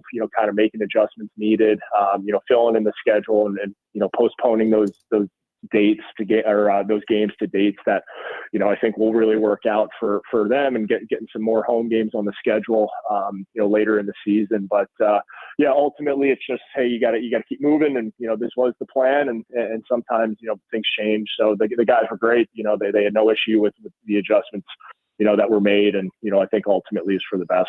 Friday nighter, coach, against South Carolina, big rival for the Greenville Swamp Rabbits. And I know that, listen, we're all fans. We all want to see dubs, even if there is a little bit of a hiccup in the schedule as there was. How important is it for the boys, for the team, to have a full Bon Secours Wellness Arena on a Friday night when the South Carolina Stingrays come a-calling? It's huge. I mean, like, especially down the stretch here, like you said, we're just about getting to the halfway point. So, the further you get into the season, just the more important every single point is. And, anytime, you've got a division opponent coming into the building, those are huge opportunities for us as the team. And we feed so much off the energy of the building and the fans, and just the overall noise and just the energy that they bring. So, it should be a fun one. I mean, Friday night at the Well is always, the guys are always getting up for games like that. So I think we're excited to be back home again. We had a long road trip, the one game back home Sunday, but I think, this Friday night after a full week of practice and kind of, resetting and just getting into our routine for the week, it should be a really fun game. The guys are going to be ready to go. The Greenville Swamp Rabbits find themselves 10 points back behind South Carolina, some ground to make up, and an opportunity to do so this Friday at 7:05 at the Bon Secours Wellness Arena when the cross-state rival come a-calling. Coach Kyle Mountain joining us here on the Rob Brown Show and the Fan Upstate. Coach, my man, as always, appreciate the time. We will see you at the Well Friday night. Good luck, my man. Thanks, Rob. Thanks for having me. Appreciate it. You got it. Anytime. Head coach Kyle Mountain of the Greenville Swamp Rabbits. When we come back, the host of Sirius XM's College Football Overtime, Denton Day, will join the show. We'll talk about the semis. We'll talk about the Natty. We'll talk about the 2024-25 season as a whole. Coming up next on the Rob Brown Show in the Fan Upstate.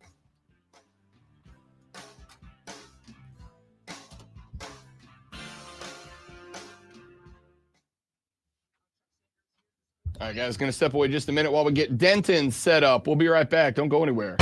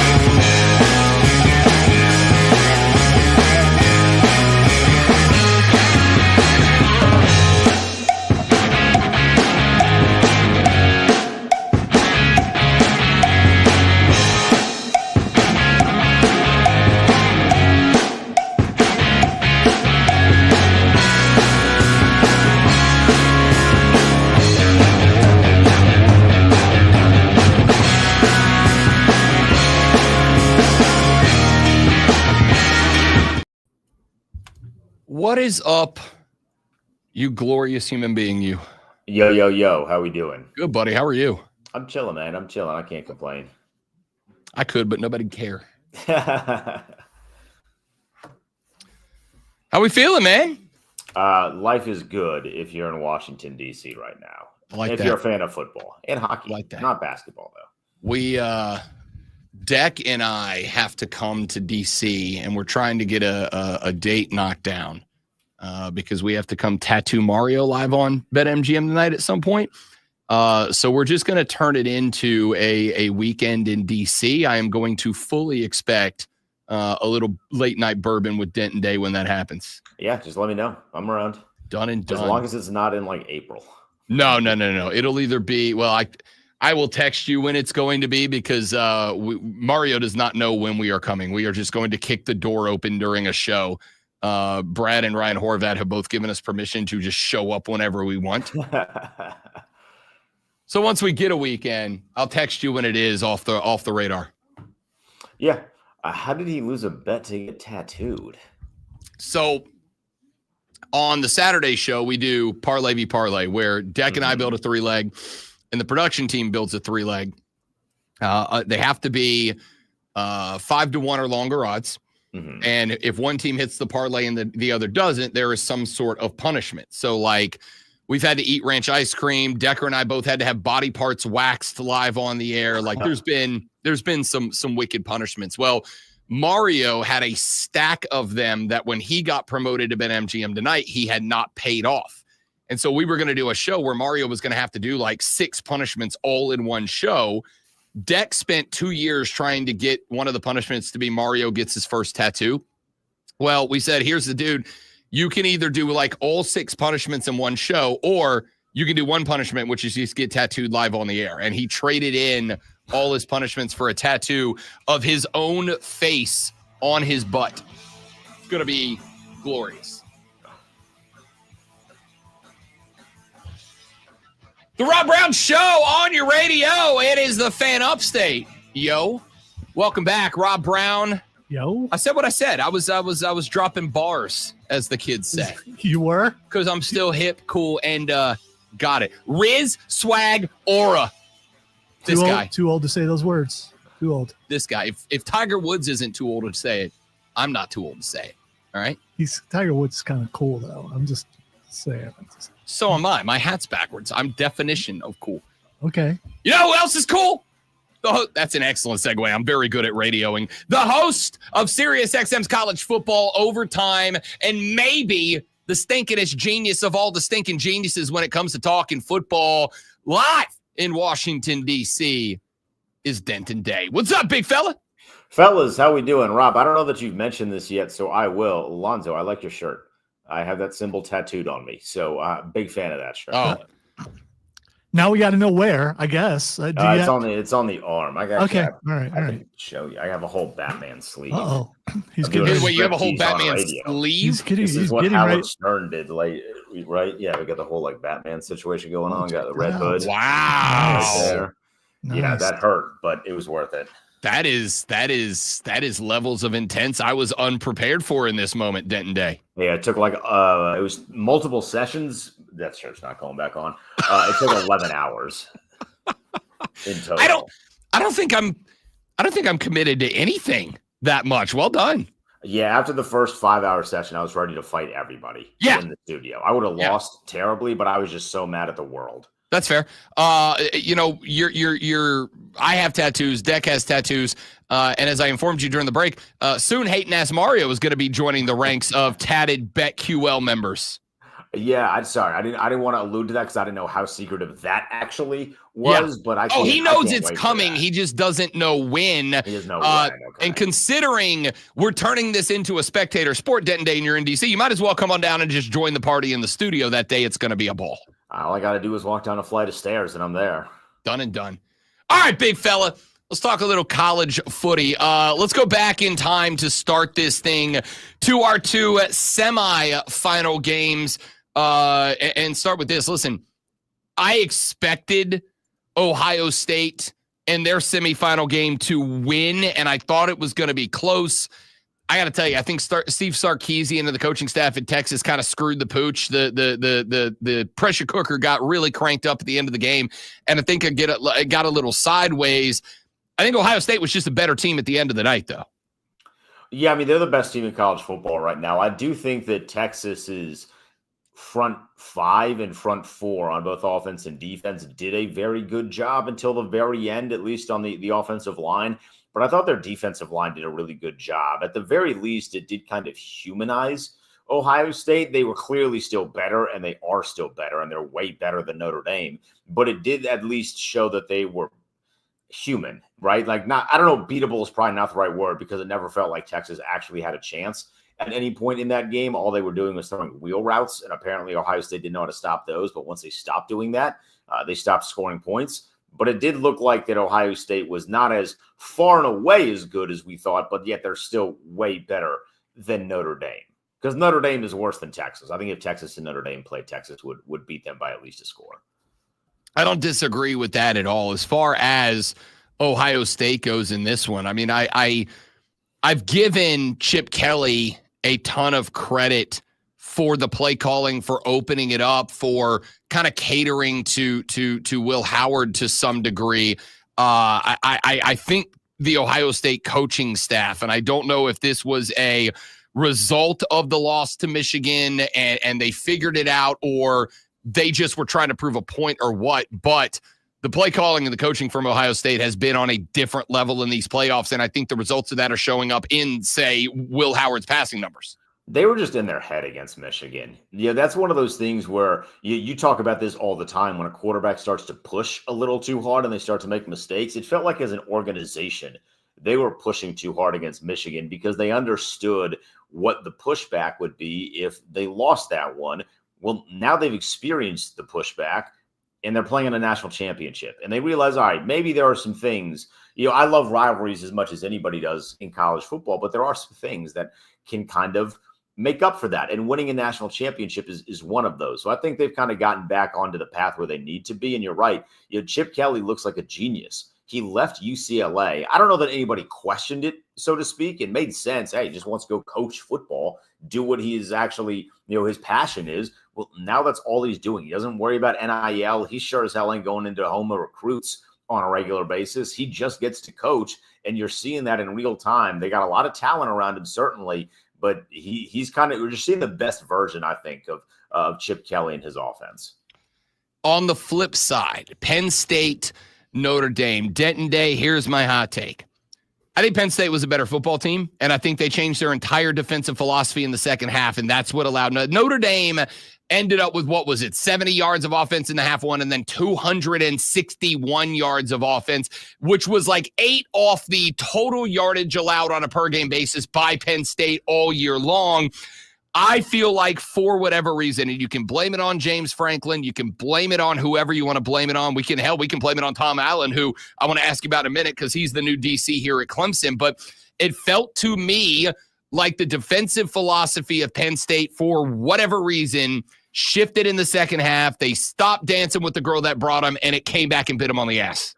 It definitely did, but I think that was more in part to their offense. Drew Aller didn't play well, and my mentions have been blowing up this week, Rob, because I've been critical of Drew Aller. I like him. I want to see him play well, but we're also now 2 years into his career waiting for the Drew Aller game. You had an opportunity against Notre Dame. It felt like you were the much more talented football team, and nothing really came of it. He missed a lot of throws. Like, you go back and you watch some of those, you're like, oh my God, like, how did you miss these ones? And you're leaving points on the board, points that you needed to win that football game. I was really displeased with the way that he played. I thought that was an opportunity for him to go out there and win a big-time football game, help his coach out a little bit, help his coaches out a little bit, because, as you mentioned, the defense did kind of lax a little bit. But I really, if you would have presented me with a list of opportunities, Rob, or a list of situations on how we would feel after that game, at no point would I would have thought that Riley Leonard being the better quarterback was the one that we are going to get that reality. But it is what happened. He got hurt. He got banged up. He came back in. I was like, is Marcus Freeman sure he wants to do this? And the answer was yes, because whatever they did to him, they knocked a screw right. Really, he's knocking a screw loose. They knocked a screw right, and Riley Leonard became the guy that they thought he was going to be. I don't disagree with that. I do think, again, had Penn State kept the pressure up. Listen, this is kind of one of those times that I go, offense, defense, two different units. You've got to play them what they do, and I feel like Penn State pulled off. But either way, Notre Dame 27-24, and now we've got our Monday Night Natty, Ohio State taking on the Fighting Irish of Notre Dame. Look, this game sets up real easy for me. If Ohio State sets the edge and does not allow Riley Leonard to beat him with the legs, hey, listen, we're going to give you a base defense in the second half of the football field. If you beat us with your arm, you beat us with your arm. We're not going to let you beat us with your legs and open up the field for you. If Ohio State puts that much pressure on the edge and keeps Riley Leonard contained, I think Ohio State wins this game, and frankly, pretty comfortably. Yeah, I agree with that. If I'm Ohio State, if I'm Jim Knowles, for 2 possessions, literally only 2. All you need to do is 2. For 2 possessions, I'm playing nothing but man defense, and I'm blitzing the lights out of Riley Leonard. And by that point, you're probably up 14-0. And once you go up 14-0, any hope of Notre Dame running the football is completely out the window.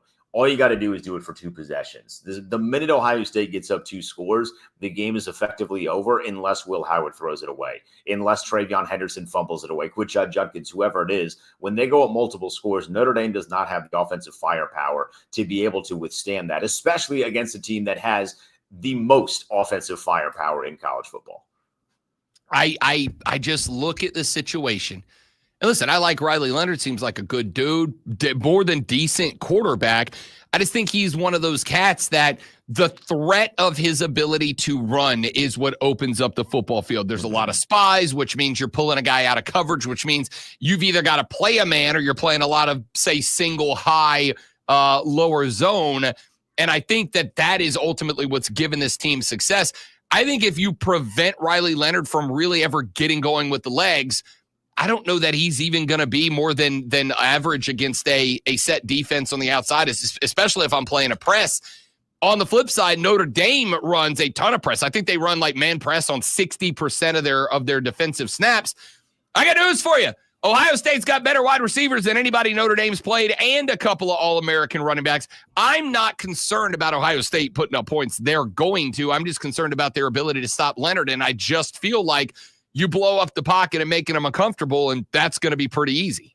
And to your point on the Notre Dame defense, I fully understand identity, right? You're so far into the season. Do you really want to make massive adjustments to how you approach games and what your defensive philosophy is? Generally speaking, no is the answer to that question, Rob. But for this matchup, yes. If you go one-on-one, I don't take your pick. If you go one-on-one with Jeremiah Smith or Rebecca Mbuka, dog, you're in trouble. Like you gotta have help over the top in some capacity. You got to play maybe a little bit more laxed on the press stuff and play a little bit more zone to force Will Howard to throw into windows that are a little bit tighter than normal. You got to do something, because if you're just going to 1v1 those dudes, you're going to lose, and it's going to be very, very bloody. We are talking to Denton Day, the host of Sirius XM's College Football Overtime here on the Rob Brown Show and the Fan Upstate. Denton Day, one more before we let you sneak back off to your real grown-up, adult, responsible life. Tom Allen leaves Penn State as the defensive coordinator to come fill the same role at Clemson. Number one, your thoughts on Tom Allen and the hire. And number two, just out of curiosity, we had a listener ask us earlier, why would he leave Penn State for a lateral transition to Clemson? What are your thoughts on that? So I like Tom Allen a lot. I worked on Big Ten radio for a number of years, Rob, and he was very frequent on the channel when he was the head coach at Indiana. He would come on, he would hang out with us. He's a great dude. He's a really, really, you want to talk about salt to the earth. That is Tom Allen. I hope you guys down there, I know we're not supposed to bring up religion. I hope you like church, because the pressers between him and Dabo Swinney are basically going to turn into sermons. That's why he went there. It's because Dabo Swinney is who Dabo Swinney is. And I never got full confirmation on this, Rob, but I did hear through a little birdie, hear through the grapevine in the rumor mill, when the job came open at Liberty, when Hugh Freeze left, Tom Allen, who was the sitting head coach at Indiana, at the very least, reportedly reached out. Now, you want to talk about a step down. I love my alma mater, but you want to talk about a step down. Indiana in the Big Ten to Liberty is a massive step in the backward direction, but he really liked the culture of what Liberty was. That's why he makes this move. And I don't know what James Franklin is about personally. I don't know what the area of Penn State is like. I've never been there, but I know what Dabo is about. So he makes that move because he wants to coach with Dabo Swinney and because he likes the model that Dabo Swinney has built and the person that Dabo Swinney is, and he feels like he can be successful there. He's also getting paid a lot, and I'm sure the money in South Carolina goes maybe a little bit further than it does in Pennsylvania. Perhaps we'll find out. Denton Day is the host of SiriusXM's College Football Overtime. Joins us on Wednesdays. My guy, as always, appreciate you coming by. Next Wednesday, we'll have a national champion to talk about, fella. I can't wait. I know it's going to be Ohio State. So, Lonzo, you're going to be a happy man. I'm still nervous, but we'll see. That's fair. That's fair. Does it kind of take the wind out of the sails a little bit, an 8.5-point spread, and we all think a cover's in play? Maybe a little bit. I just hope it's better than Georgia TCU. As long as it's a better game than that, we'll be okay. I'm not against that. Denton Day, you can find him on X at the Denton Day. My man, thank you as always, brother. Talk to you next week, pal. See you, fellas. You got it. Denton Day from SiriusXM's College Football Overtime joins us every Wednesday at 7:40 to talk college footy. Now to talk the biggest news stories of the day is the Dan Rather of Sports Flashes, Lonzo. No. What do you mean no? Because to be Dan Rather, I'd have to have courage. Courage. The Clemson men's basketball team earned their 14th win with a 70-59 win over Georgia Tech last night. The Tigers were led by Jaden Zachary's 21 points, 6 boards, and 3 steals. Tigers had only 2 points off the bench in the win. South Carolina Gamecocks basketball team is back in action tonight at Vanderbilt, trying to end a 3-game losing streak to the 3 consecutive top 25 teams, including a 2-point heartbreaker against now number 1 Auburn. The game will tip at 6 p.m. on the SEC network. Trae Young led the Atlanta Hawks to a 122-117 win over Phoenix last night with 43 points, all done without DeAndre Hunter, Larry Nance Jr., and Jalen Johnson. Tune in tonight, 6:30, as Furman Paladins take on the East Tennessee State Buccaneers. It's Furman versus ETSU right here on your home for Furman Paladins basketball. The Fan, Upstate.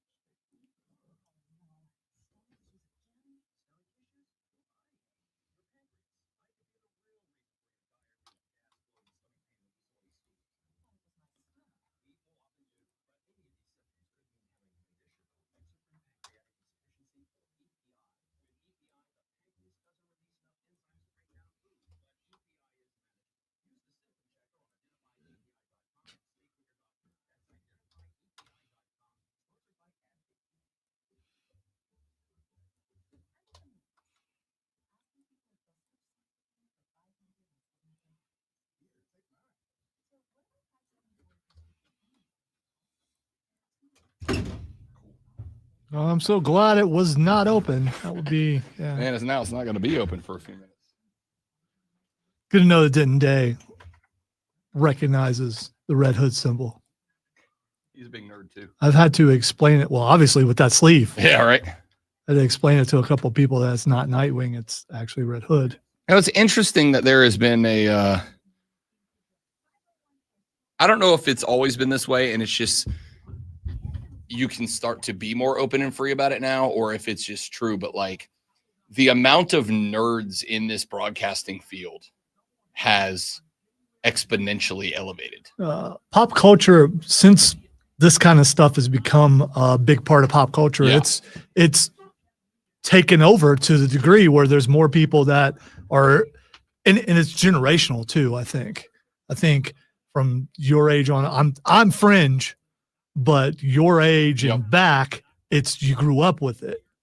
I'm only fringe because it was just created like video games and stuff like that. But yeah, being openly a comic book fan and all that kind of stuff, it used to be taboo, not to the point where you might get beat up, but maybe. I mean, depending on where you're at.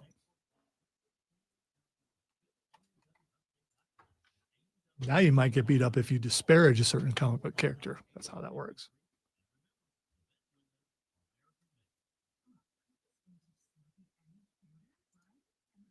Oh my gosh.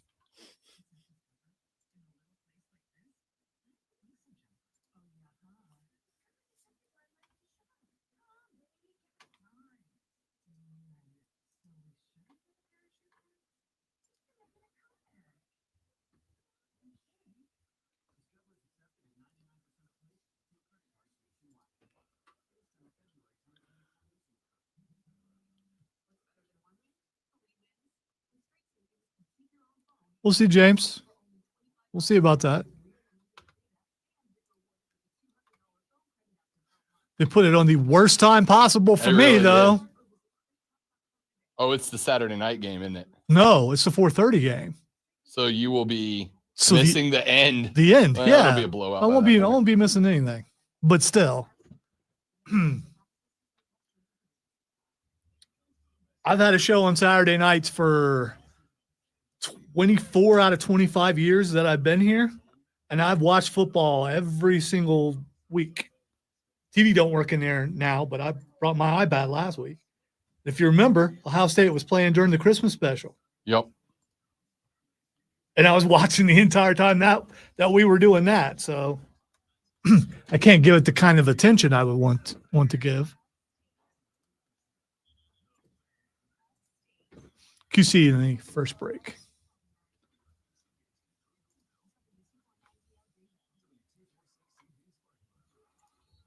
I'll just get here early Saturday and be watching the game until it's showtime. Maybe order wings or something and have someone go across the street and get them.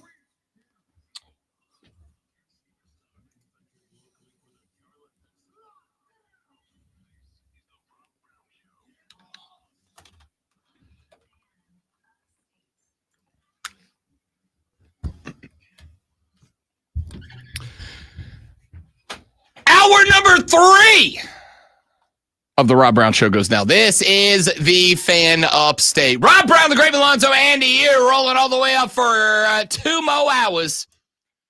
The 4 most electrifying hours in sports talk entertainment underway now. I am Rob. He is Alonzo. We got a lot of stuff to get to. Tom Allen is the new defensive coordinator for the Clemson Tigers. Picked up after he took the Tigers, the Nittany Lions. He goes from the Lions to the Tigers. If he's in Chicago next year, he'd be the DC of the Bears. Oh my! I think we all know the real reason why he was hired, and people are just not saying it. And that is Clemson couldn't get past the mighty South Carolina Gamecocks, so they had to bring in somebody. So the Gamecocks got someone else fired. This time it was a defensive coordinator for Clemson. So Clemson had, how can we counter the offense, Lenore Sellers in that offense for the South Carolina Gamecocks? We got to bring somebody else in. So that's the real reason why he got hired. Good luck. Here's the fun part about that, great one. Despite your superhuman levels of sarcasm there, I actually don't think you're all that wrong. Honestly, I really don't think you're all that wrong. I think South Carolina, and then obviously what happened against Texas, which was bad, and SMU wedged in the middle because you won the ACC title game. That's why you were in the playoff in a position to get blown out by Texas. But Kevin Jennings damn near won SMU that game. And if SMU's kickoff unit didn't stink, and if their defensive backs didn't stink, they probably win that game. Or at the very worst, take it to overtime with all the Momo on their side. I think between Lenore Sellers, Kevin Jennings, and 292 rushing yards in the Texas game allowed, I think when you stack all those things up together on top of each other, I actually think that is the reason Tom Allen is here. I know it's the reason Wes Goodwin is gone. I think it is the reason Tom Allen is there because, as we talked earlier, Tom Allen plays a 4-2-5 style defense. Effectively, he runs a nickel base, but He will frequently walk up a nickel defender as an outside stand-up edge rusher. Doesn't mean he's going to rush every time. Doesn't mean he's going to blitz every time. Quite the opposite. They disguise on one side or the other what that player is doing, right? Is he walked up to man the tight end? Is he walked up to level out the numbers? Is he walked up on the weak side to try to bring a blitz from that side? Is he going to drop off into a shallow zone and a linebacker's going to drop back? Is he just going to turn and boot scoot into the defensive backfield? There's options here. And that is something that when a quarterback takes a snap, that is something that is going to add an extra half a second to the processing time. And when you play in aggressive forward pushing defense, like Tom Allen ran during his time at Penn State, that got Penn State into the college football playoff semifinals, but then they didn't do in the second half. That's what Clemson needs. And for the record, they've got the talent on defense, Clemson does. They've got the dogs on defense. I just think last year, Joey B is in the chat, and he and I have had this conversation a number of times. We had it after the South Carolina game. We had it after the ACC title game, which was 2 years ago, by the way. And we had it after the Texas game. For whatever reason, Wes Goodwin just loved to fall off into this soft zone. He just loved to fall off into this soft zone. You got dogs. You got horses. Turn them loose. Let them pin the ears back. Let them go get it. And you kind of fell off of that. You kind of stopped. Tom Allen's the opposite. Tom Allen is YOLOing dudes into the backfield, straight up full tilt, yeet, into the backfield. And to me, Clemson has the horses to run that style of defense. Now, follow me on this one. Clemson, I think, great one, ought to be hoping that the narrative about James Franklin is correct. Clemson ought to be hoping that the narrative around James Franklin is correct, that he is a coach who falls apart when the pressure cooker gets cranked to 20. Why? Because what I would like to hope, would not guarantee, but would like to hope, is that the reason Penn State, I brought this up a couple of times, I brought it up to Denton Day, and he said he agrees with me, and if Denton Day agrees with me, it's because I'm right. I would like to hope, think, believe, whatever you want to say, that the reason that Penn State gave up 100 yards in the first half and then 261 yards in the second half, not in the game, in the second half. Penn State was giving up, including their highlight games throughout the season, an average of 268 yards per game. They gave up 261 in the second half to Notre Dame. That is because their defensive philosophy suddenly shifted. I told you that when we talked about that game after the semifinal conclusion.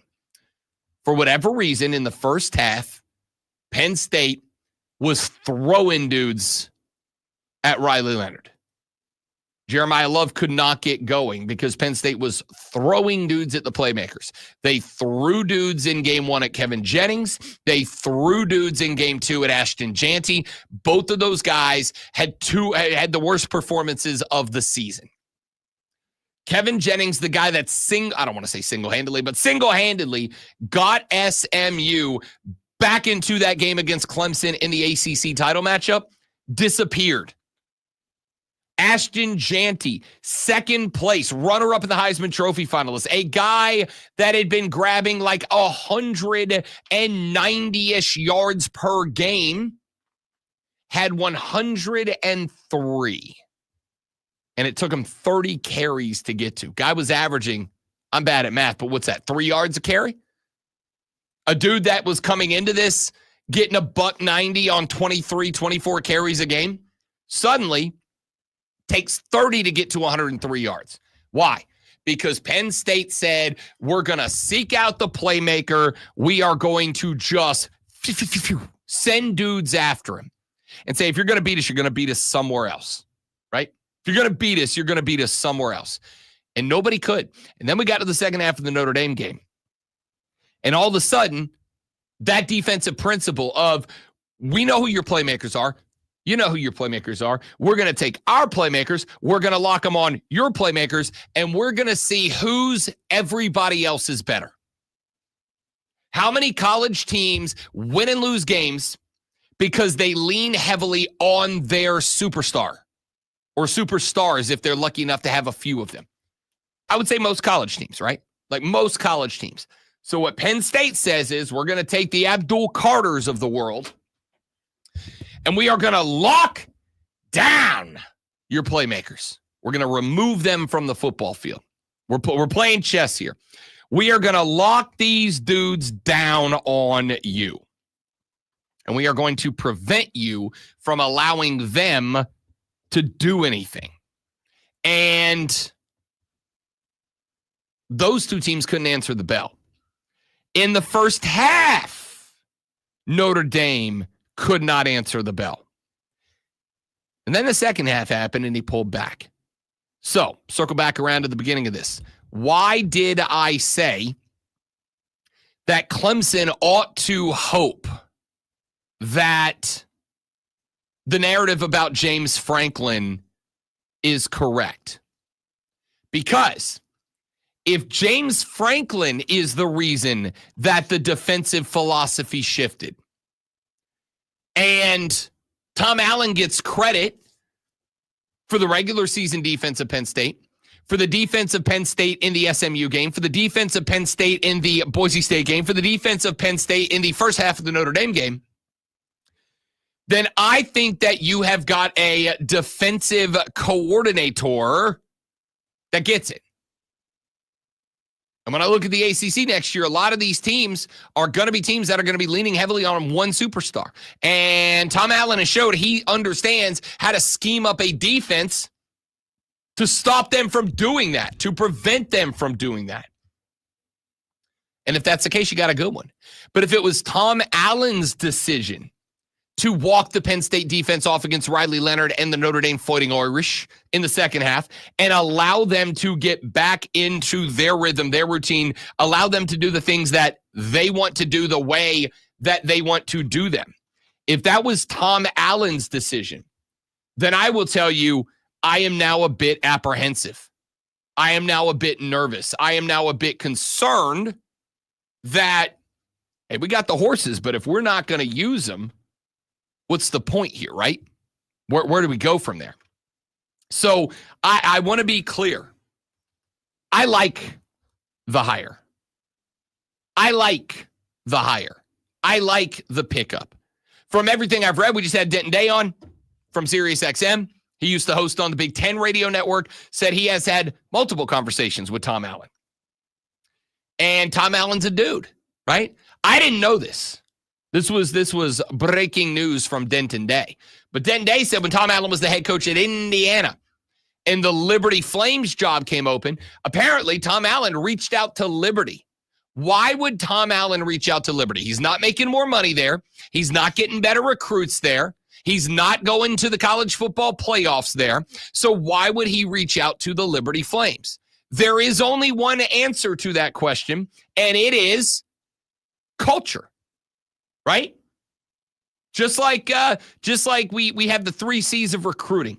When a kid comes out of high school, I've told you over and over, there's 3 C's a college, a university, a school, a football team has to take advantage of. Coach, cash, culture.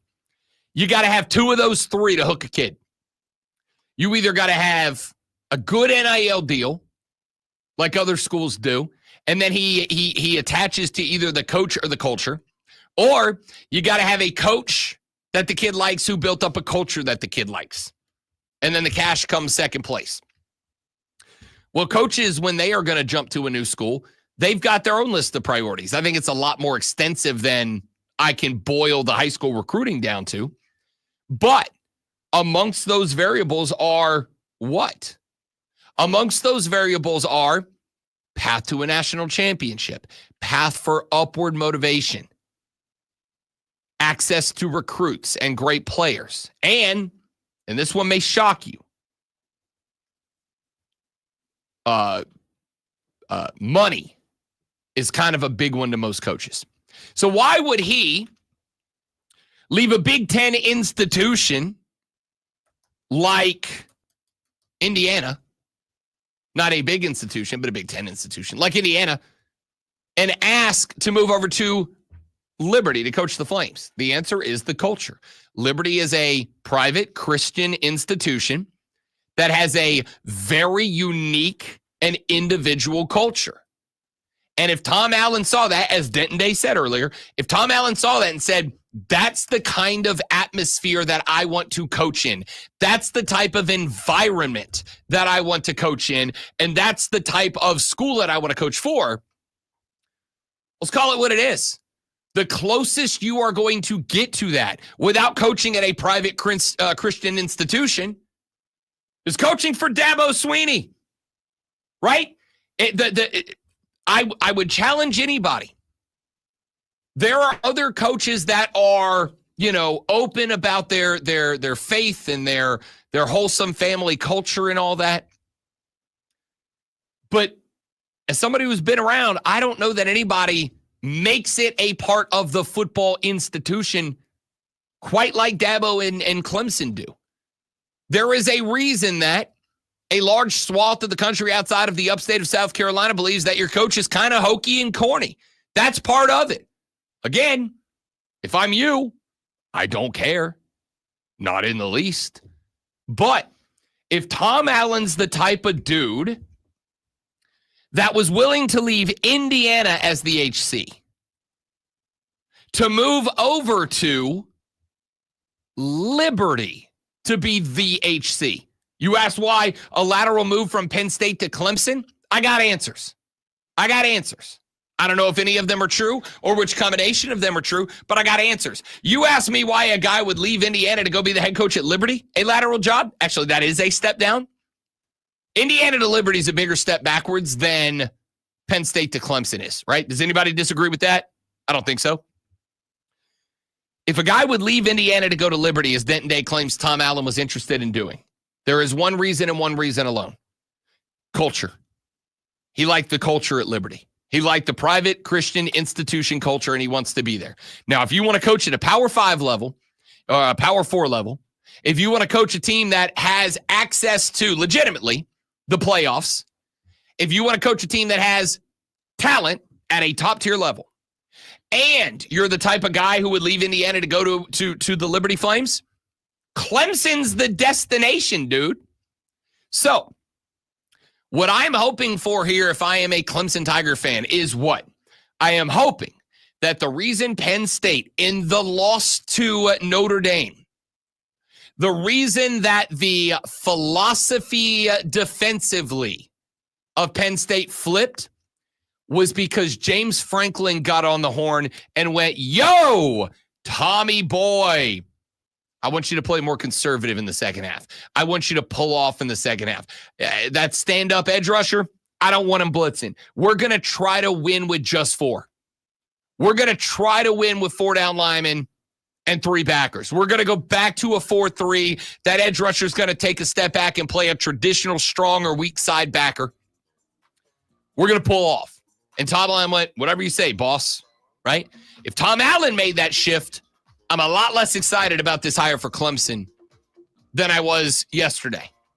If it was James Franklin that made that shift because the narrative is true and James Franklin clinches up tight enough to make a diamond in second half of tough games, I'm still excited about the Tom Allen hire for Clemson. I think it's a good one.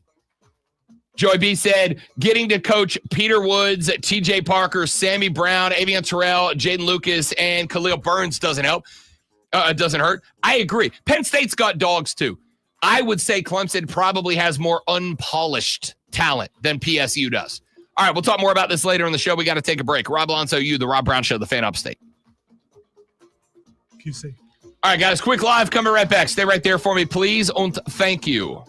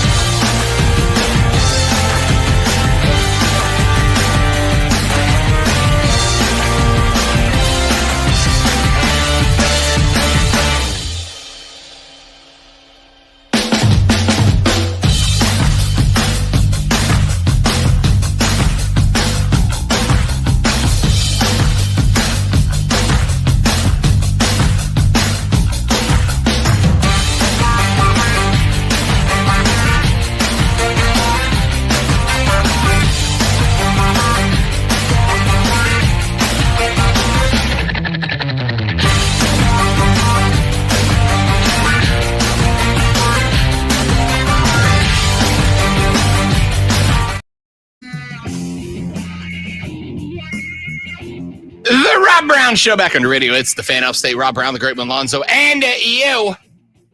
844-326-3663. 844-FANFONE. That is the text line and the call-in line. 844-326-3663. Send your text to the show. We'll read them on the air. By the way, you do not need to start your text with FAN, F-A-N, anymore. You do not need to start your text with FAN. Now that we have our own isolated number, you can send them straight away without the keyword. If you do, we're not going to be critical of you because it's a habit. You're used to doing it, so you can just slowly back away from it. It's been 2 weeks. Like, get it together.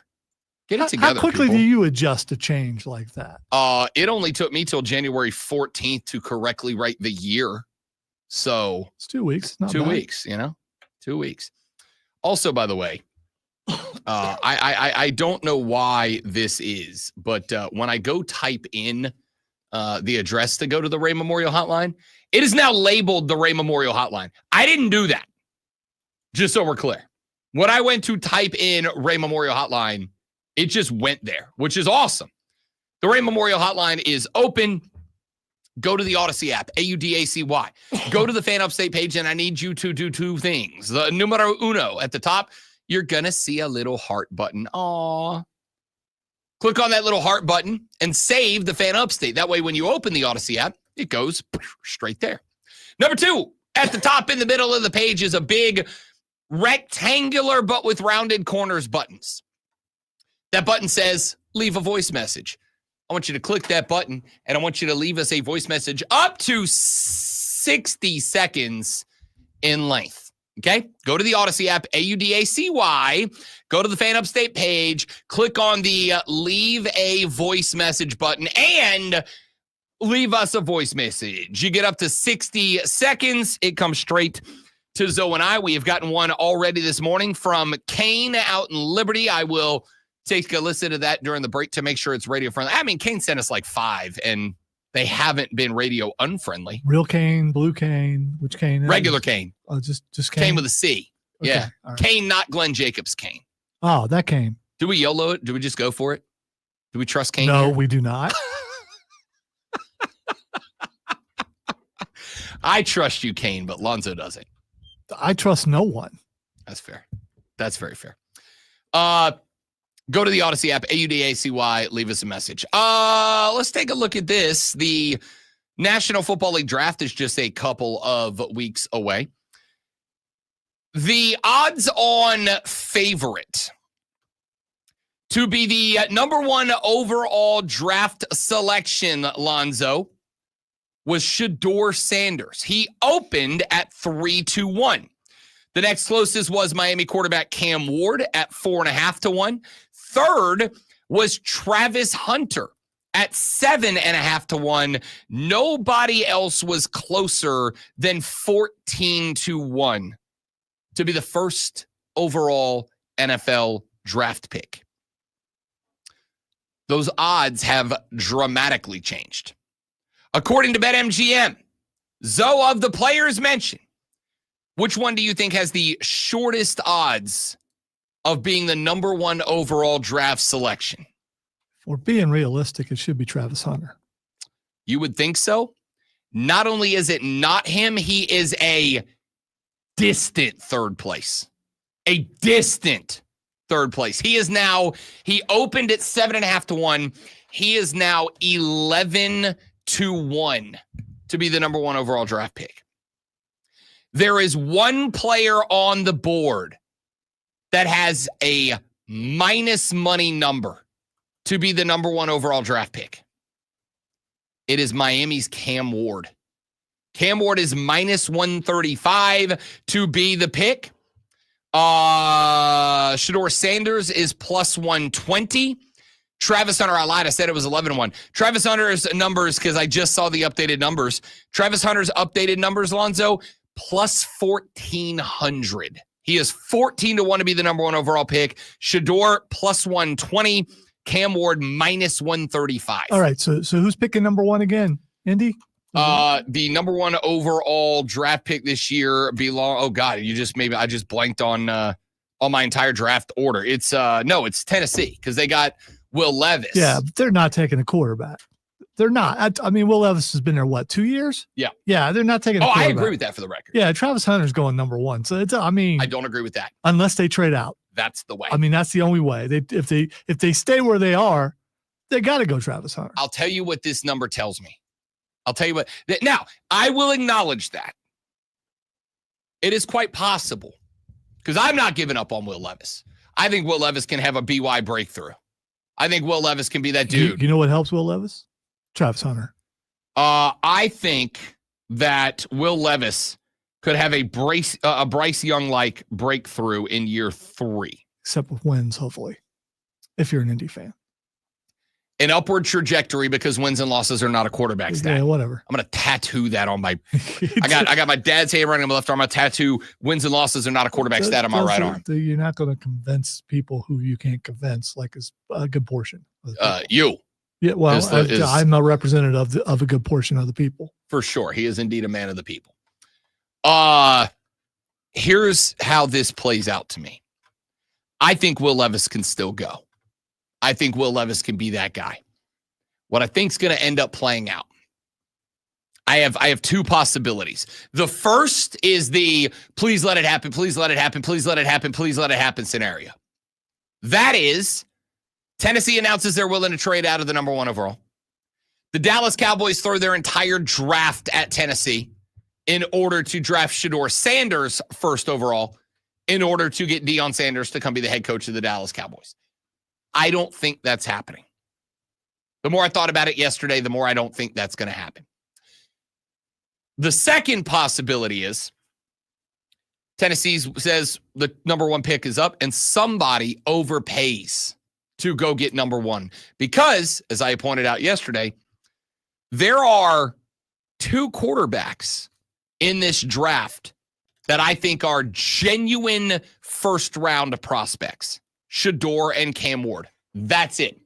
To me, the next best quarterback on the board is probably Jackson Dart, the young man out of Ole Miss. I think Jackson Dart's current odds to come off the board as the number 1 overall pick. His current odds are 50-1 to be the number 1 overall pick. It's not happening. But I think Jackson Dart could be a respectable developmental pick. I think Jackson Dart, you know what I do with Jackson Dart, Lonzo? I draft Jackson Dart if I am, Kansas City. I think you could describe him as having a play style similar to Mahomes. He would prefer to stand in the pocket and deliver the football down the field, but he's got the ability to improvise, scramble, and make some ridiculous off-platform throws if necessary. And I can sit him behind Mahomes for 2 or 3 or 4 years and work this guy, develop this guy within the Andy Reid system so that and I don't know that this is going to be the case, but if 2 or 3 years from now, Mahomes wins 2-3 more rings and goes, that's it, I'm going home to Britt, and my army of children, I'm out, you got a guy. Who's the quarterback in Nebraska? Who's the guy who tries to act like he's Patrick Mahomes? That's the next quarterback for that they're drafting. That way, if they need a body double to go in there every once in a while, they throw that guy in there. People can't, they might be able to tell by play style, but at first they're going to look and say, oh, that's Patrick Mahomes, but it's not really Patrick Mahomes. He just needed a couple plays off. That's who they're drafting. Dylan Raiola is his name. And if you have not seen this cat, dude, it's legitimately weird. Don't get me wrong. I get it. And I acknowledge that as I rapidly approach 40 years old, I am getting to the point now where things don't make sense to me anymore. I don't understand the YouTube generation anymore. But I am going to say that the Dylan Raiola thing, as much as I try to have some, it's weird I got it when he first showed up, and it's like, okay, he kind of looks like Mahomes. Dude, he does Patrick Mahomes pregame warm-ups. He does his actions in the huddle. He plays like him. He wears the headband like Mahomes does. He's got the same haircut Mahomes does. He's got the Mahomes soul patch going. He's been in Chiefs games. It's weird, dude. Signed interviews. That's the guy. I don't think it's time for him to. He's only a freshman. Yeah. Well, going into a sophomore year. Yeah, so get another year. That's who you're bringing in. Just bring in the next Mahomes painfully, literally. Yeah, I mean, why not? We'll see. I think Jackson Dart is a dude I'm intrigued to see where he lands up. But all these numbers say to me is one of two things. Either number one, Vegas is about to take a bath, or number two, Tennessee is starting to make their intentions of trading down well known. And with only two quarterbacks that are considered top 10 worthy picks, somebody's going to overpay to go get that guy. How much is Coach Prime in Dallas willing to offer? That's my other question. Because if that's the case, again, if Tennessee puts it out there, they call the Dallas Cowboys and they go, hey, number one's up. But if you don't, nobody else, we're not trading anybody else. Dallas, you're the only team with access to this number one pick. If you give us a king's ransom, Shador's yours and therefore Deion's yours. If you don't, we are drafting Shador. You are not drafting him at number 2 or later. He's coming to us at 1 or he's going to you at 1, but he's going somewhere at 1 as the leverage to get, I don't know. We'll see. But I do think this tells me that Tennessee is cashing out of that one spot. We'll see if it's what ends up happening. Let's take a break. We're back after this on the Rob Brown Show in the Fan Upstate.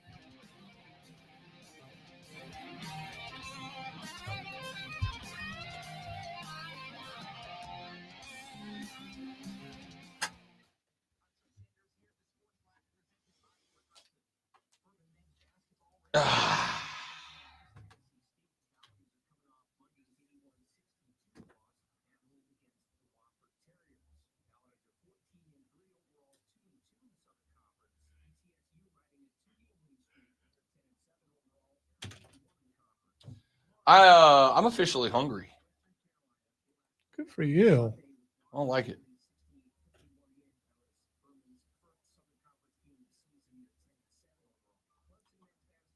Do you not have anything that you can? I'm usually not hungry till like 11 or noon.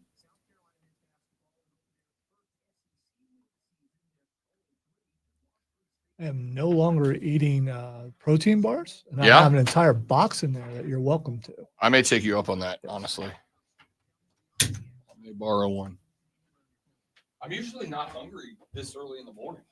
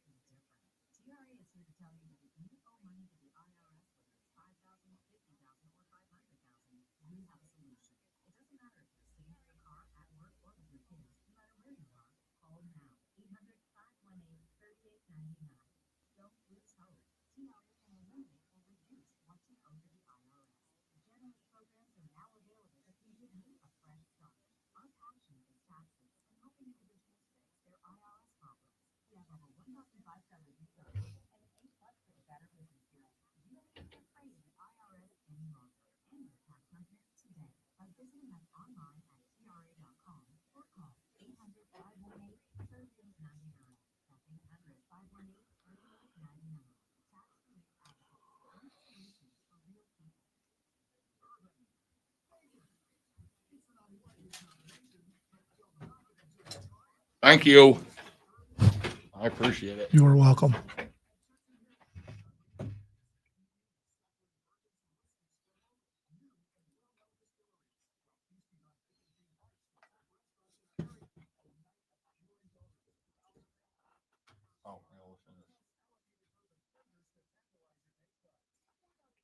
You still got 2 minutes.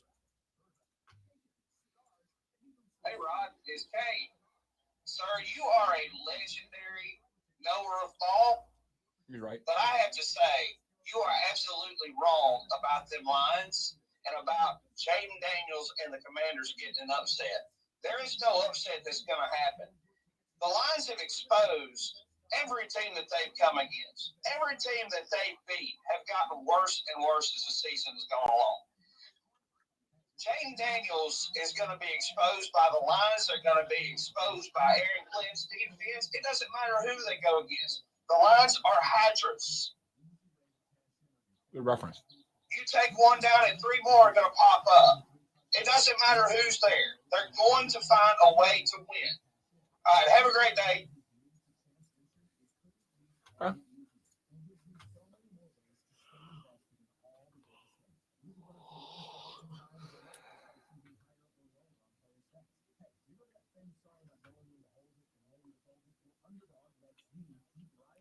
Trying to remember Tommy Lee Jones's comment when someone said Hail Hydra to him and Captain America.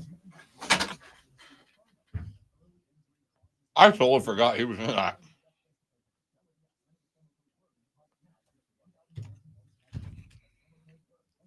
He's still skinny.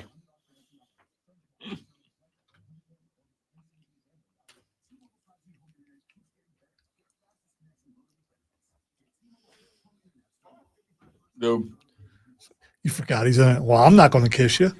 I mean, come on. That's one of the best lines ever. Even if you're not interested in the whole show, it's worth watching an episode of 2 of Shrinking for Harrison Ford. The dude is the most effortlessly funny person on TV right now. What's he got to do with Tommy Lee Jones? Huh? What's he got to do with Tommy Lee Jones? Old guys being hilarious by being old guys. You just want me to watch it because it's my people. He's older than me. Mm-mm. In a show which has Kate from the Drew Carey Show, Jason Segel, and one of the actresses from Saturday Night Live, one of the really genuinely funny actresses from SNL, Harrison Ford's the funniest guy on the show.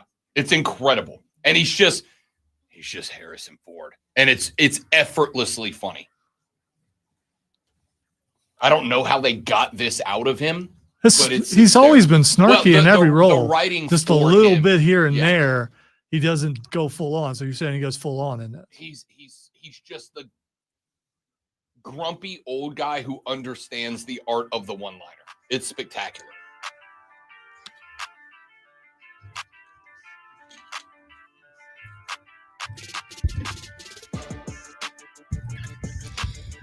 So last night, I was on BetMGM tonight with Brad Evans, Ryan Horvat, and executive producer Hayden S. Mario.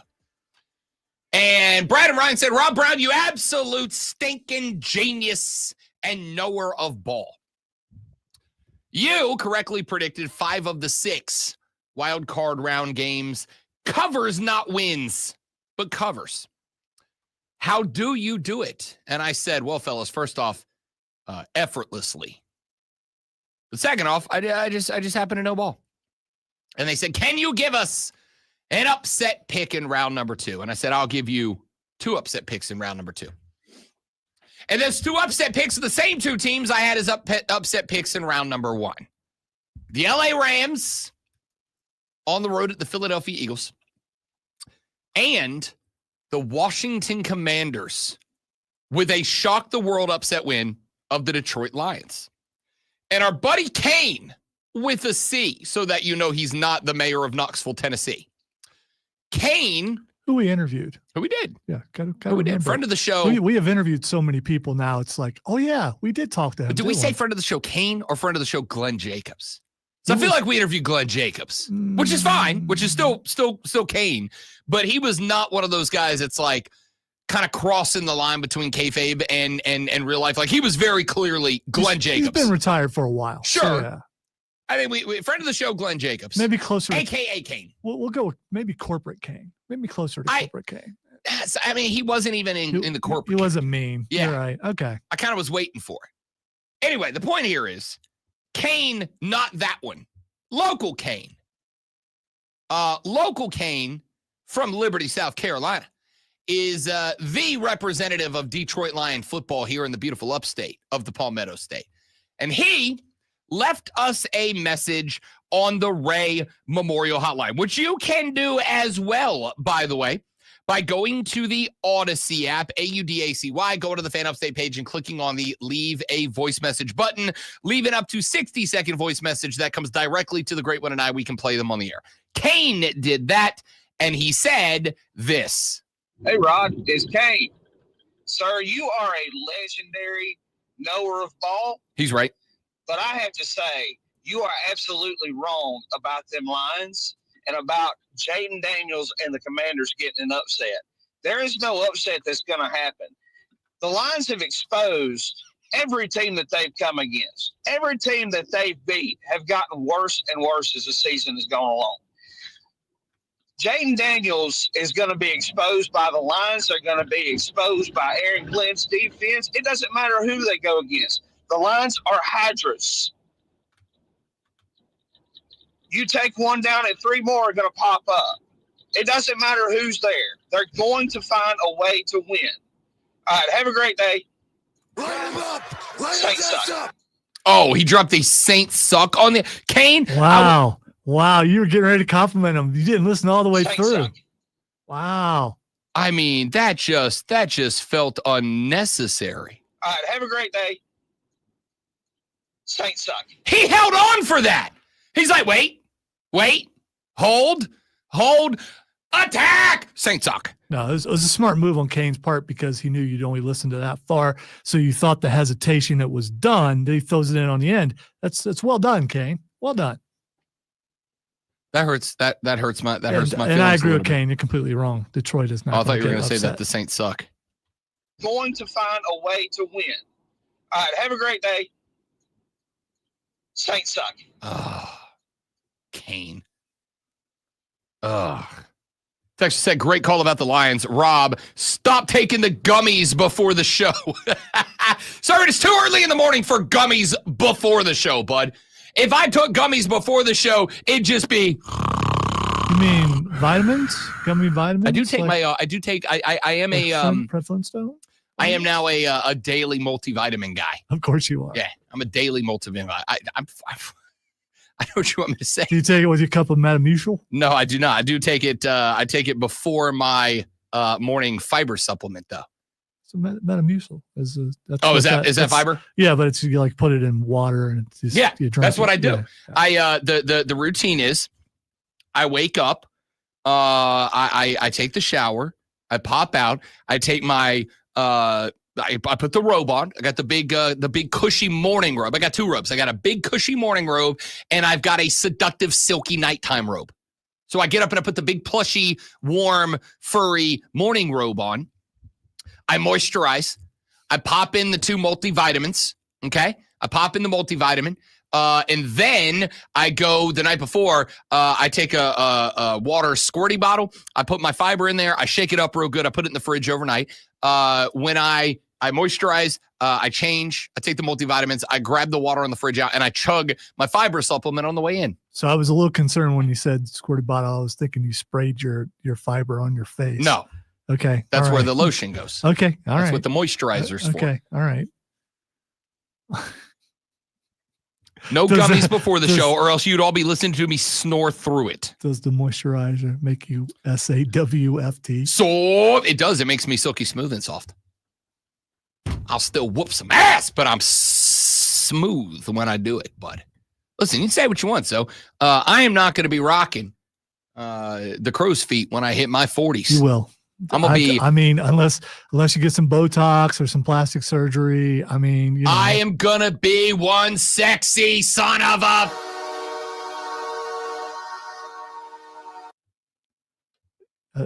Train horn. I hit the wrong button. Okay. Yeah, I hit the wrong button. How much you want? Not a sign of age. No. An accident. Yes, correct. I just pushed the wrong button. Anyway, point here is, I'm going to say I am out there on a limb with this call. But I am also going to say, because Kane said we've exposed every quarterback that we've played so far. Hold your horses, cowboy. Hold your horses. Let's go look at the second half schedule for the Detroit Lions. Who of who? So that we're clear. I am a big fan of.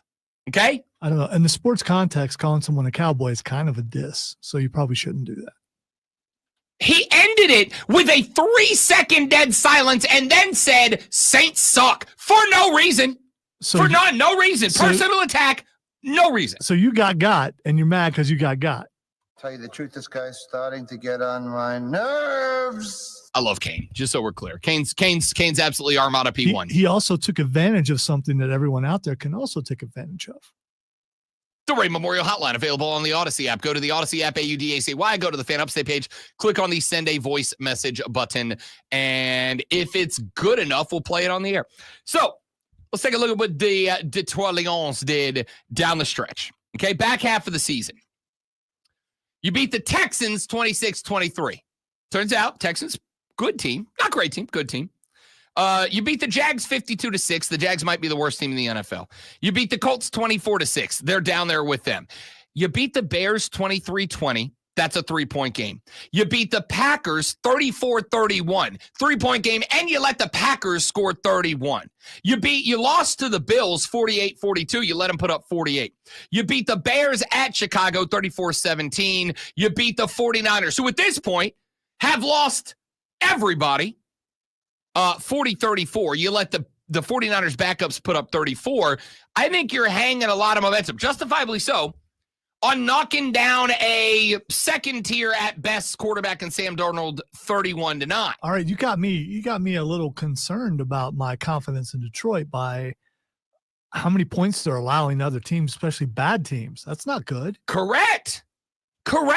Let me ask you right now, what offense would you rather have today, right now? The Commanders or the Bears? Well, I've only seen the Commanders play once, but it was pretty good. So, yeah. That's why I'm going to lean on or the Bears. Okay. The answer is not or the Bears. You gave up 20, you won by field goal. Which offense would you rather have right now, the Packers or the Commanders? I'll answer for you, the Commanders.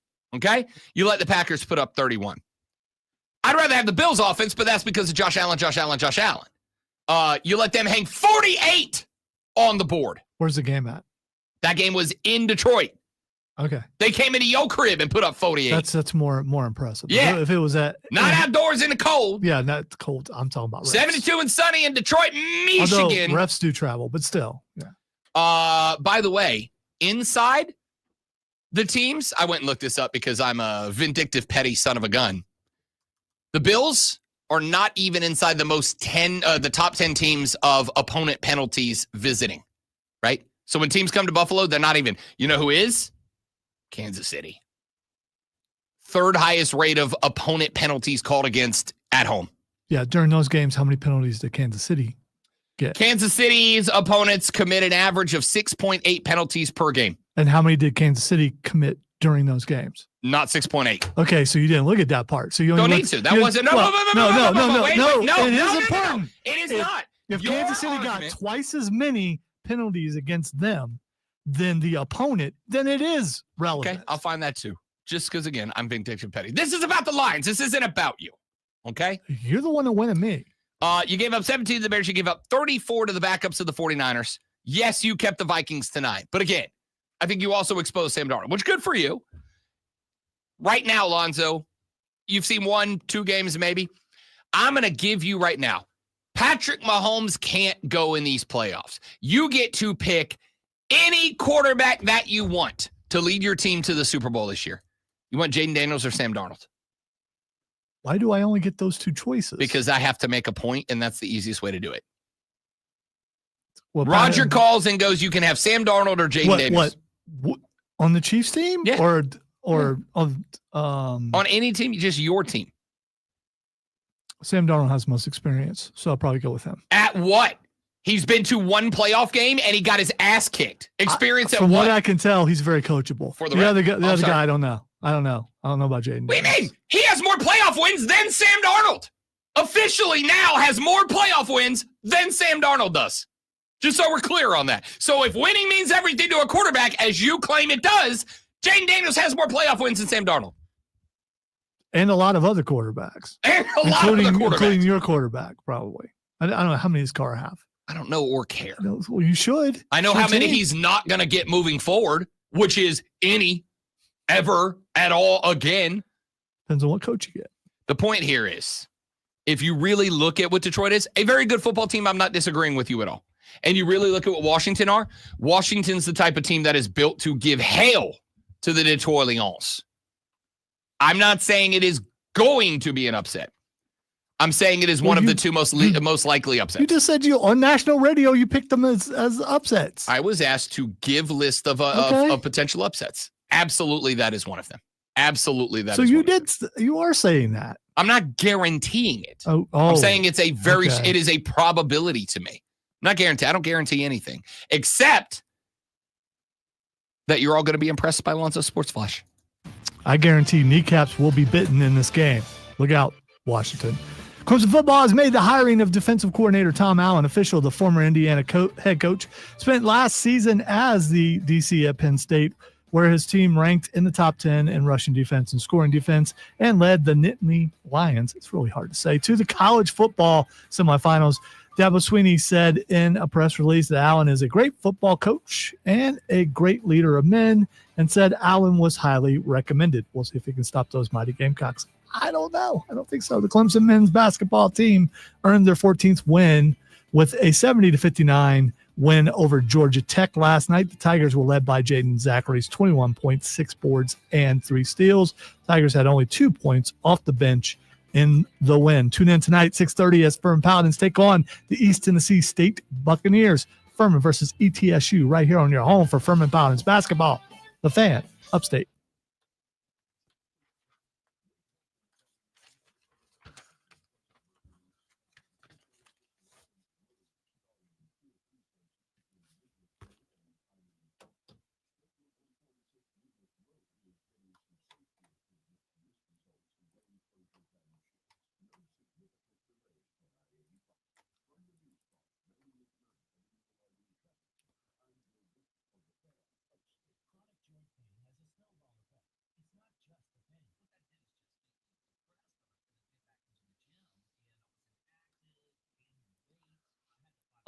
Thank you, Stephen.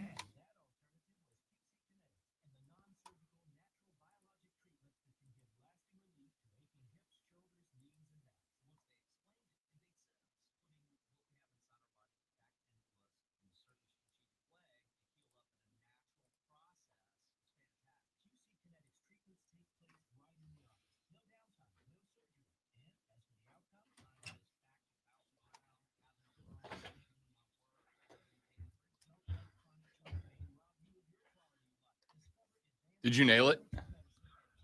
I'm staying humble, man. You know, I just try to do my job and do it to the best of my ability. If that was above average, it should be my standard. So I'm working on that. Eventually, and this will solve everything, I should put my glasses on.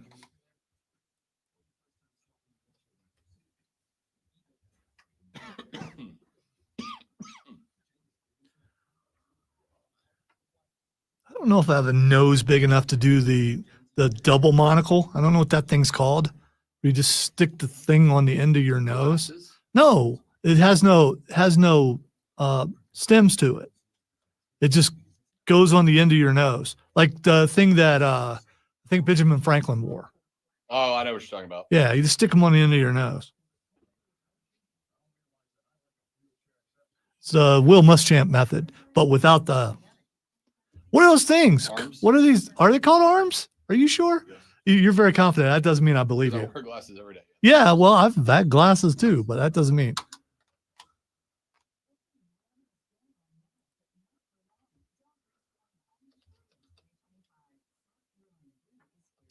I don't even know how to ask the question to the internet. What are the things on the side of a glass of your glasses called? I don't know. What are those things called? Yeah. I mean. What are eyeglasses without arms called? They are called arms. So you're right. Oh, listen, confirmation. Apparently, they're called pince-nez. Pince-nez. The name comes from the French words pincer, which means to pinch, and nez, meaning nose. So they're literally called pinch nose glasses.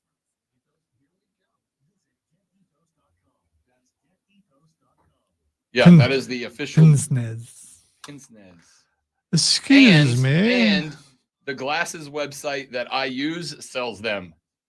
Are they more expensive than the kind with arms I on don't know. I them? haven't looked it up yet. Let me see.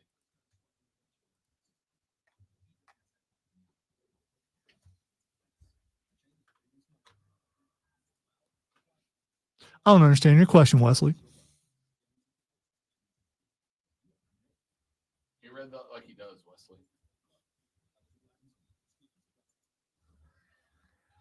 I learned as a child that reading is fundamental. Riff was a PSA commercial. I also learned that knowing is half the battle. Oh, never mind. No, they don't. It was just Target ad. Daggum Target. They were French. Target. I've already forgotten the name of the things that you said. Pince-nez.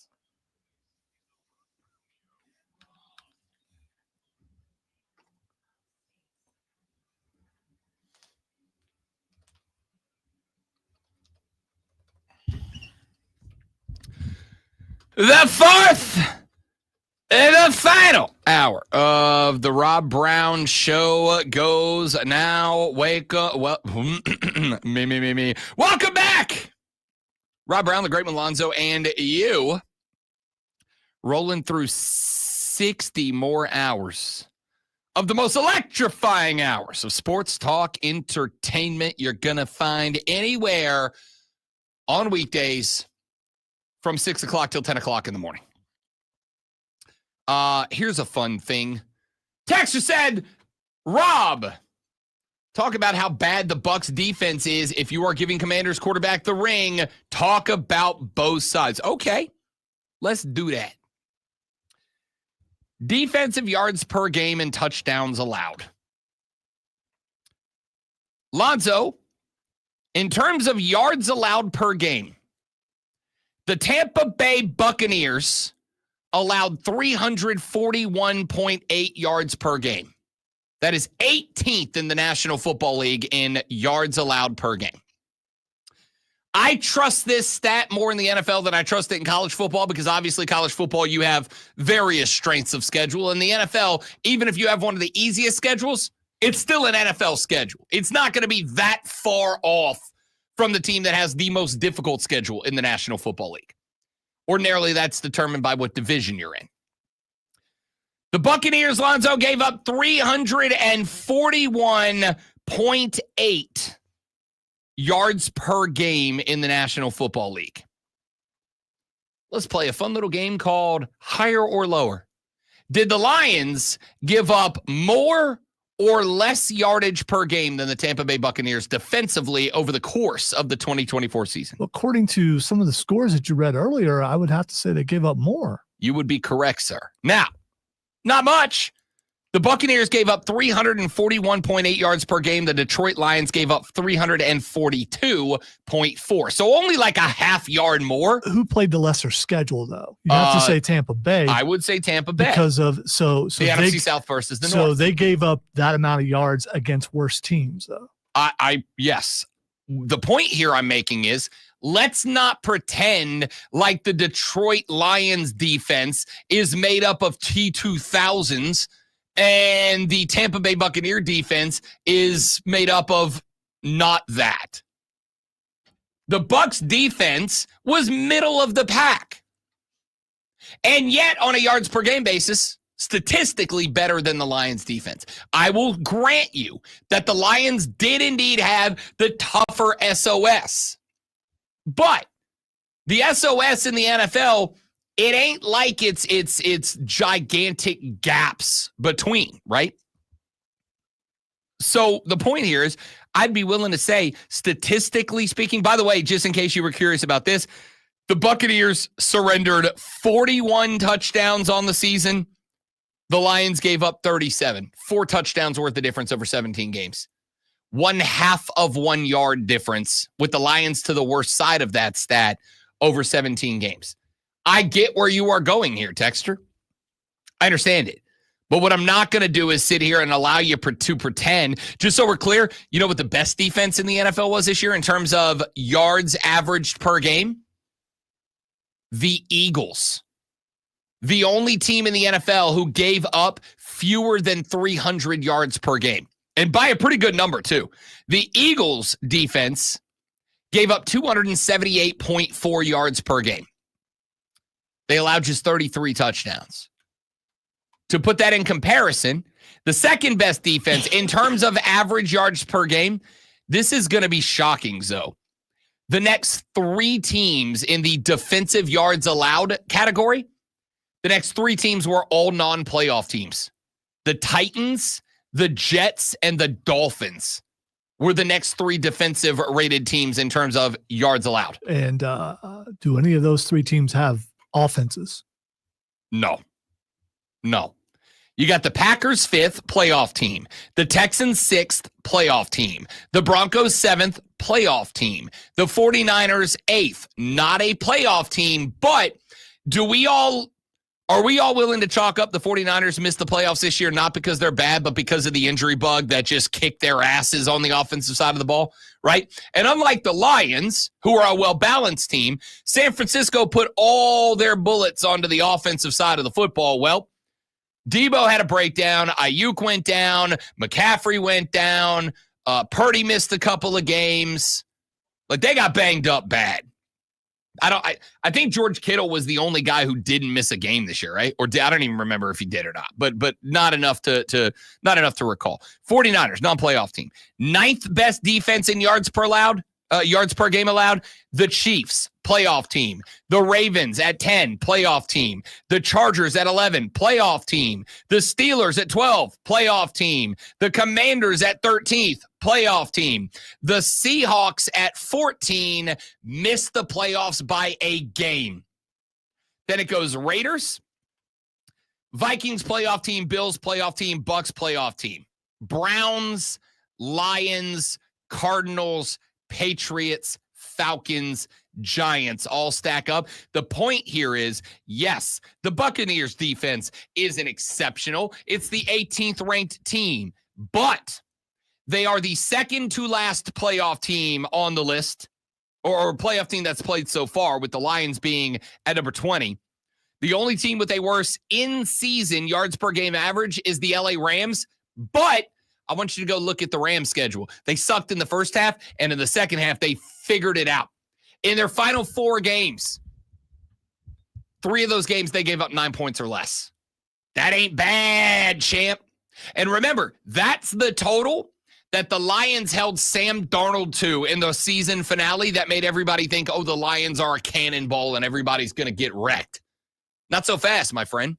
If holding an NFL team to 9 points is your definition, the Rams did it 3 out of their final 4 games. The only game they didn't was the last week of the season when they were playing the team that was trying to get in.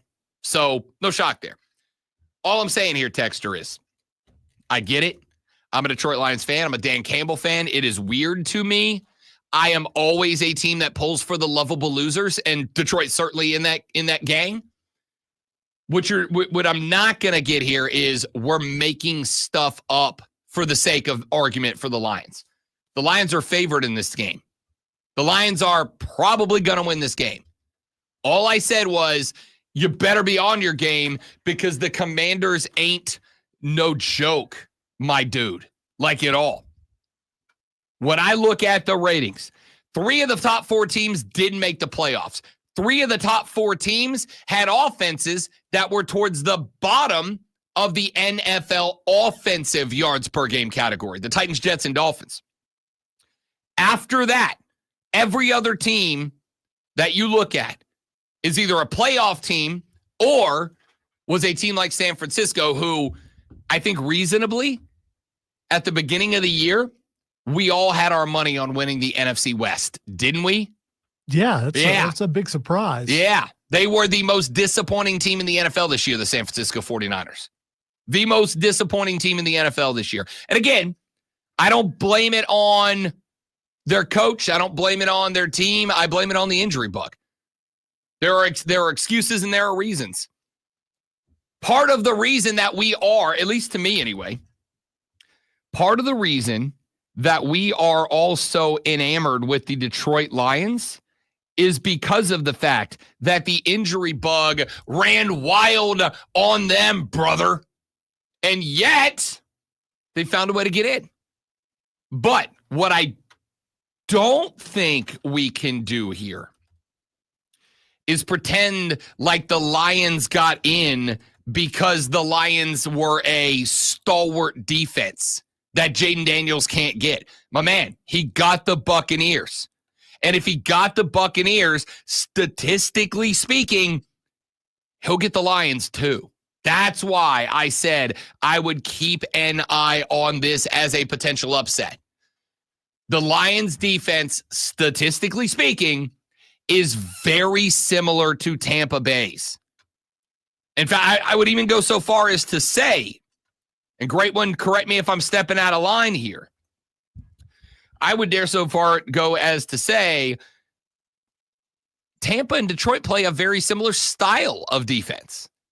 They're both aggressive across the front seven.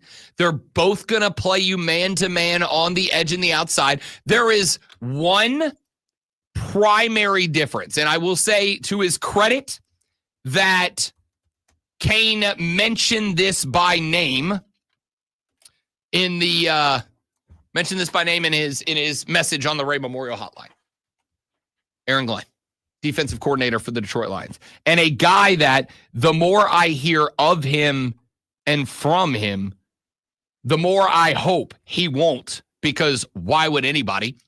But the more I hope that he's the next head coach of the New Orleans Saints. He's a culture guy, and he spent a couple of years learning under Dan Campbell. I love that guy. We're not getting Ben Johnson, so why not Aaron Glenn? That is a big thing. But I will also point out who's the defensive coordinator for the Tampa Bay Buccaneers. Todd Bowles, the head coach, is also the DC. And I want to make abundantly clear that while I am not a big Todd Bowles head coach guy, I am a big Todd Bowles defensive coordinator guy, right? Like, Tampa Bay's been in a position in a lot of games as of late to be able to send Baker out there in the fourth quarter to make some Baker magic and win them some games. Why do you think that is? Because of their defense. Because of their defense. Because of Todd Bowles, the defensive coordinator. Tampa and Detroit defensively have a lot in common with each other. And Jaden Daniels just got Tampa. Now, granted, there is a massive difference between the record of the Buccaneers and the record of the Lions. Why is that? Because the Lions have Amon-Ra St. Brown and J-Mo Williams. And by the way, David Montgomery's returned to practice. So Jahmyr Gibbs is going to be able to get a spell here and there. And the two-back punch is on its way back. I do not know that Montgomery is going to be ready for this weekend's game, but probably next weekend if Detroit makes it to the NFC Championship game. What I'm saying here is the Commanders, I think, can get into a shootout with the Detroit Lions. The Lions are the better team. Can I be very clear? The Lions are the better team. You're what is it, 8-point favorites for a reason? All I'm saying is I got asked for potential upsets this weekend, and the Commanders over the Lions is a potential upset to me. That's one. If it's not true, if Detroit blows out Washington, I'll come in here on Monday and Kane can call the show and tell me I'm an idiot and the Saints suck. You're doing that thing where you're saying you'll come in on Monday, even though I'm not coming in on Monday. If the Lions beat the Commanders, I am not coming in on Monday. If the Commanders beat the Lions, though, I'm also not coming in on Monday. We're off on Monday, is the point. It's been 2 weeks since we had a 4-day work week. I know. It's honestly, I can't work under these conditions. We were due. Yeah. So we're getting one. So I can't work under these conditions. A couple more days left and there you go. You got your extra day. 4-day work week. It's not for us, but no, it's never gonna. Somebody asked me that the other day, like, Rob, would you prefer a 4 or a 5, like a 5-day workout with regular hours, or 2 more hours but you work 4 days a week? And I'm like, dog, it's never gonna matter for me. We're doing 5 days, because if there's a 4-day work week, half of America's gonna take Mondays off, half's gonna take Fridays off, and we're gonna have to do radio both. In fairness, though, our job is to sit down and talk about football, so cool. And also, you and I both work on Saturdays. So, I mean, that is true. Yeah, there's. That's true. By the way, I was looking because I brought it up there just a second ago. 670, the score out of Detroit, Michigan, is reporting that David Montgomery will be ready to play in the divisional round game. I'll tell you this. I'm a little less excited about looking like a genius on Tuesday than I was 5 minutes ago with Montgomery coming back, because that 2-headed running back monster is a scary, scary thought. I didn't say it's going to happen. I said I think it is one of the most likely potential upsets in round number 2. Just my thought. All right, when we come back here in just a minute, there is a hero in the National Football League I think we need to talk about. Nicholas sing Mariah Carey. I am not. When a hero comes along and his name is Big Dom. That's good. That was good, because that's who we're going to talk about next. 30 Dominic Mysterio? No, Big Dom, the OG Dom. I'll tell you who that is if you don't already know. When we come back, Rob Alonso and you, the Rob Brown Show, the Fan Upstate.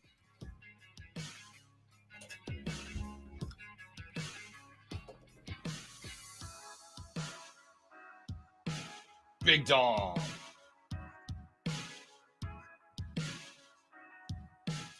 Who is different than me? Big Rod. Wonder who's going to be Dominic Mysterio's next girlfriend?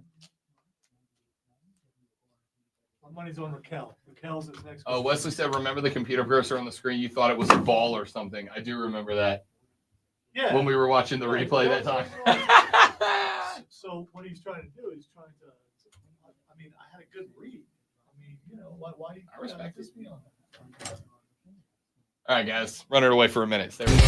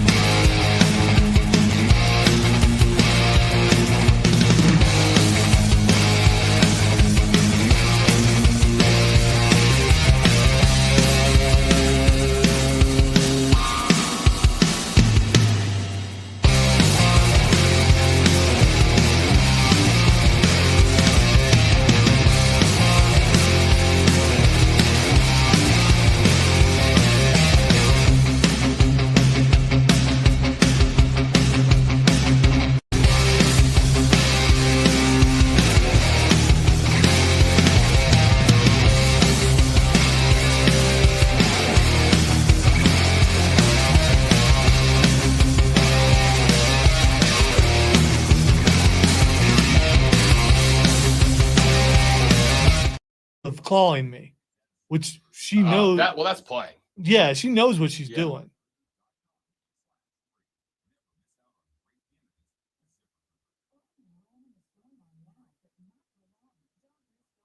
While I'm watching football Sunday, she just slept next to me the entire time.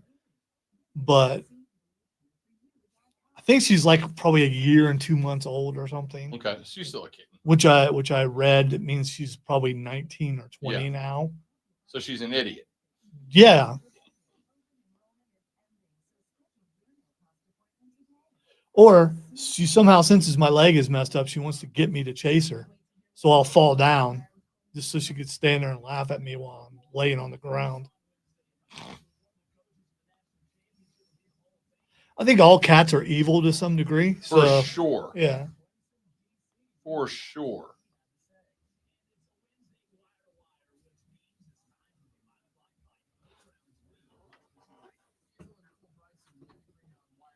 And then a hero comes along. It's going to be in there all day. Yes, it It's is. your own fault. I shouldn't have. It is not. You- You said it. You quoted it. I just pointed out the quote. That's all. Alonzo's goddamn Mariah Carey in my head. Not even like a good one. There's some good Mariah Carey bangers out there. That's a good song. Nah.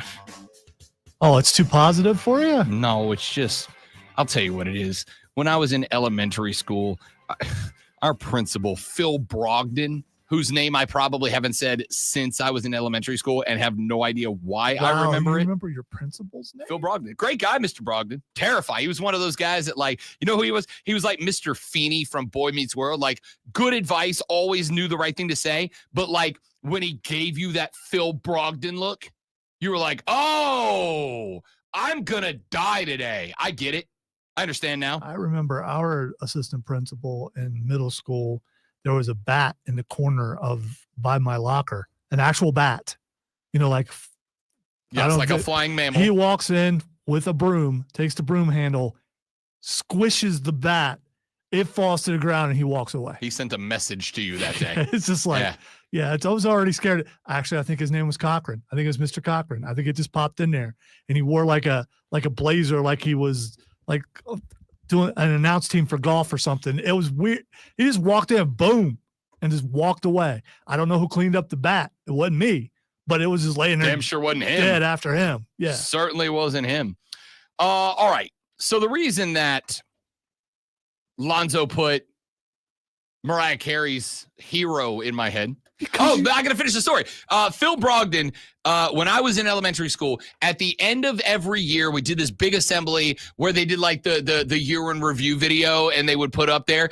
Every year in that video, which he played for, first through fifth graders, it'd be like a 10-minute video. And a solid 5 minutes of it was just like paying homage to the people who work there. Right? The teachers and the administrators and the janitors and all that, which is fine. But like, you're making us as kids sit through 5 minutes of video of people that we either don't know or actively dislike, most of them. And every year, Mariah Carey's Hero was the song that he would play during that 5 minutes. It'd be like, here's 2 minutes of you kids. And here's 5 minutes of us. So what you're saying, it made such a lasting impression. That's why you quoted that song. I didn't quote like the song. 5 minutes ago. Yes, you I didn't did. quote the song. I said there's a hero in the NFL. You said, oh, a hero comes along, in which case then I had to sing it. Sure you said there's a hero. I said there's a hero. But it was your cadence. It was your cadence. Anyway, point is here. There's a hero in the NFL. You just did it. That just saying there's a hero. No, that's different than what you just did. You said there's a hero. Turns out there's a guy in the NFL. Big Dom is his name. I'm going to keep it a buck with you. Sounds like a gangster underling. His full name, if you want it, is Dominic DeSandro. Even more sounds like a gangster underling now.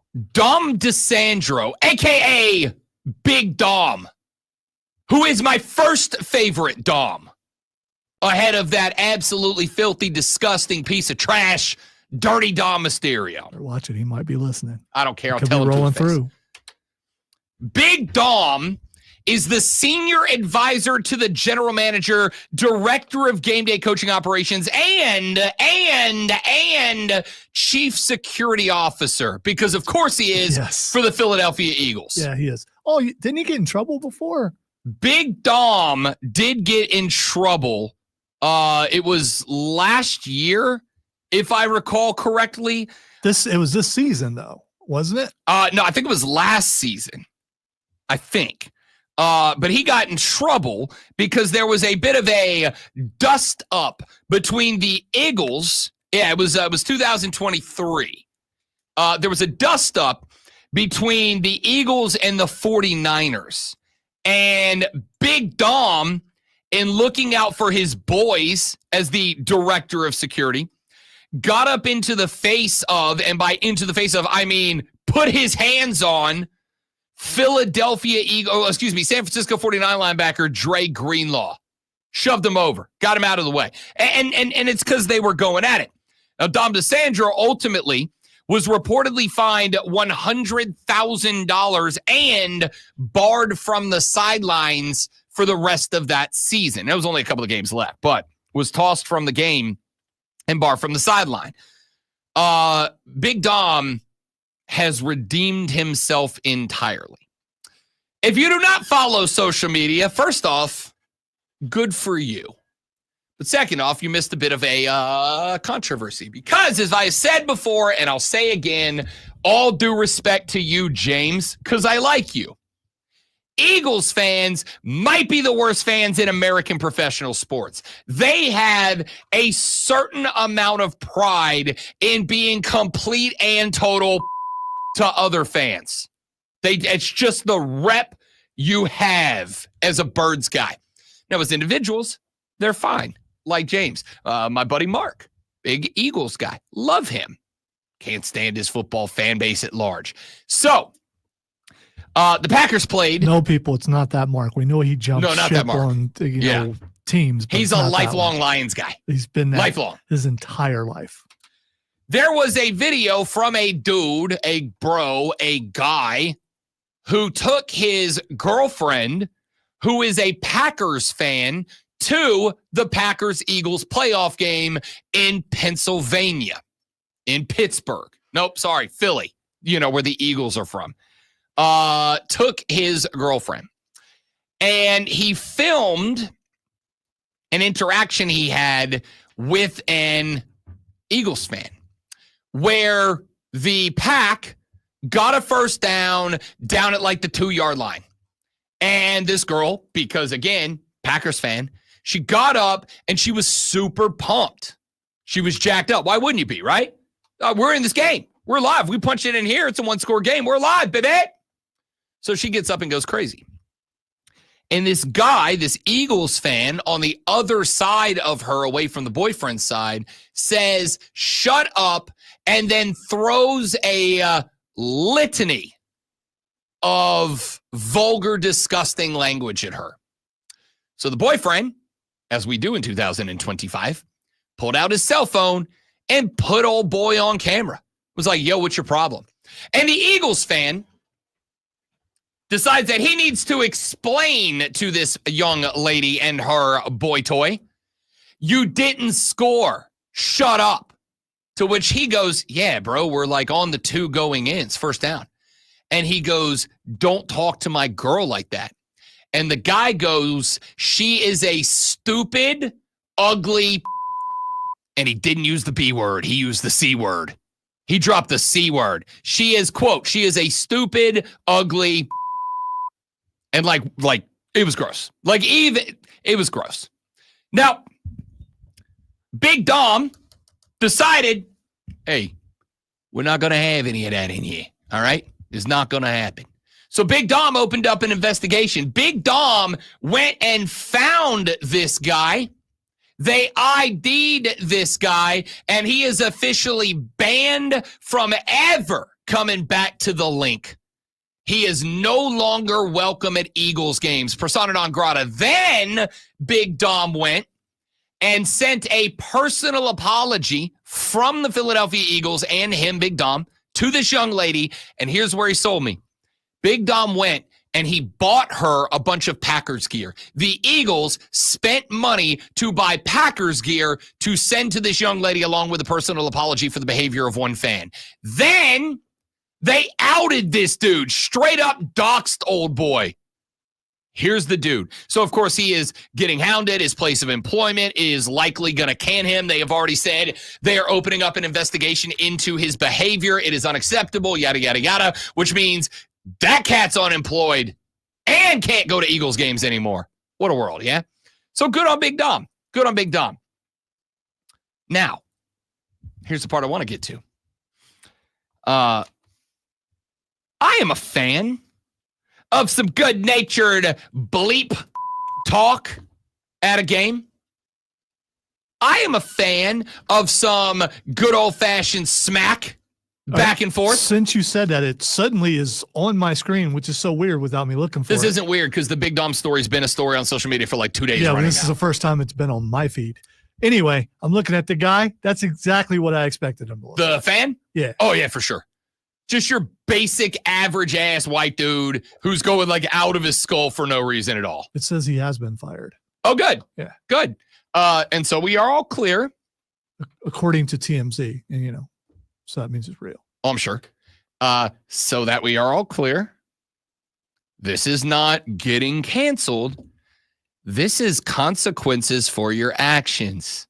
If you act like you're going to get treated like that's how the life works. That's how the world works. Okay? So screw this guy. All right? I don't care. Oh, it was a drunken mistake. I don't care. I don't care. You ruined the experience of this young lady over what? Over what? Because you're a gigantic tool. That's why. And that's how. So screw that guy. Enjoy unemployment. You now can't afford the Eagles season tickets that you can't use even if you could, bruh. Enjoy, my guy. Listen, people, I am begging you. Can he sell those tickets, though? I mean, I have no idea. I don't know if he has season tickets or he bought out. All I know is he can't go in that game. So if you can't, It's a good question. I don't know. If you have season tickets and you get revoked and banned, can you sell your tickets? They automatically take the tickets away. But don't you pay in advance for that? Yeah. So, but I do know that on most tickets on the back, if you turn them over and look at them, there is a printed disclaimer that's like, if you get ejected from the stadium, you ain't getting your money back, bruh. It's ours. So bleep that guy. Guys, gals, amigos, amiguettes, listen. Smack talk's fun. It's fine. It's fair ball. Have a great time. Don't be for no reason. Okay? Don't be yeah, but some people are like that in every aspect of their life. I agree. So, stop being to each other. All right? You want to talk smack? Hey, Seahawks fan, Seattle smells funny. Got him. All right, have fun. That's fun. I get told New Orleans stinks all the time. And frankly, to be fair, you're not wrong. All right? Have fun. But don't be there's no reason to be yeah, you're not helping yourself if you're being so stop. Okay? And for the record, Big Dom, not the hero we deserve, but the hero that we need. Hey, Eagles fans, I don't know what you think you got going on, but it ain't gonna happen around here. You understand? Good on Big Dom. Good on I'm not gonna say this very often. Eagles fans are the absolute worst fans in the NFL, but at least good on the Eagles for making this right. Back after this on the Rob Brown Show on the Fan Upstate. Don't be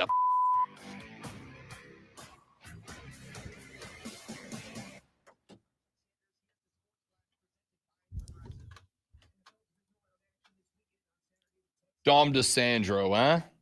How about Big Dom?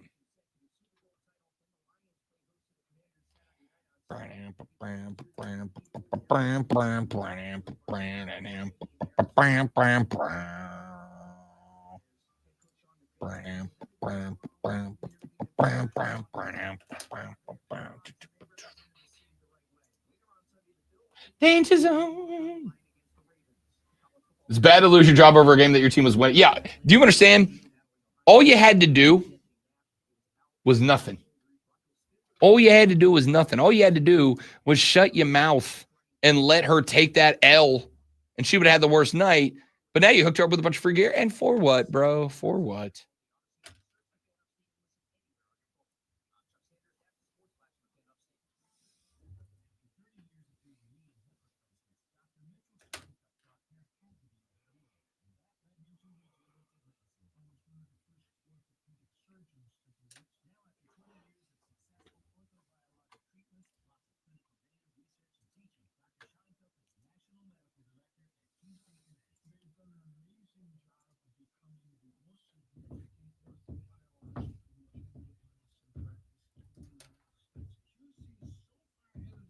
I wonder if anyone ever sends any videos of those idiots fighting at games to their place of employment.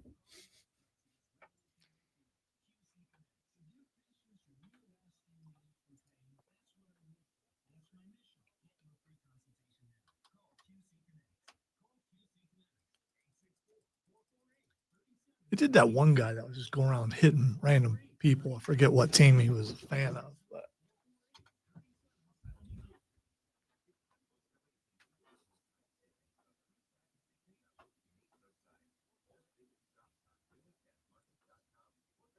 I was in that area once. I tried to stay away from there. So it was kind of a passing through type thing. For the record. Downtown Philadelphia is an amazing place. It is beautiful. It is historic. It's an amazing city. People in Philly are perfectly fine. But for whatever reason, if they put on a Sixers shirt, a Phillies shirt, or an Eagles shirt, they turn into buttholes.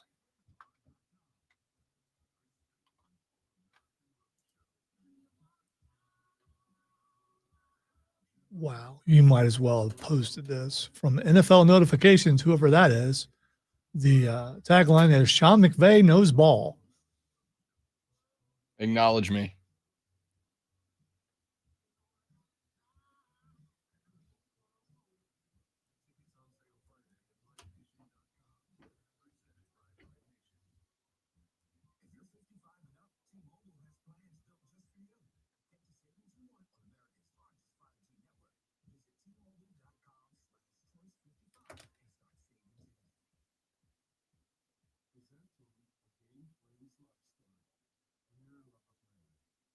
Oh, it's showing the when they pick Puka Nakua.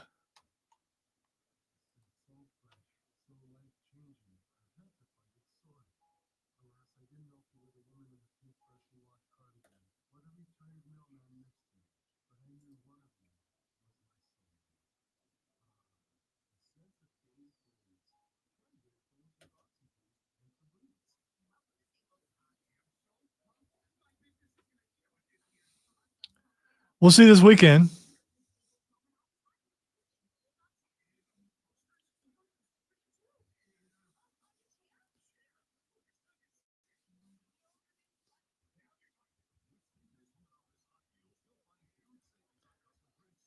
I think the only game that should be hard to pick for most people is probably Baltimore and Buffalo. For sure.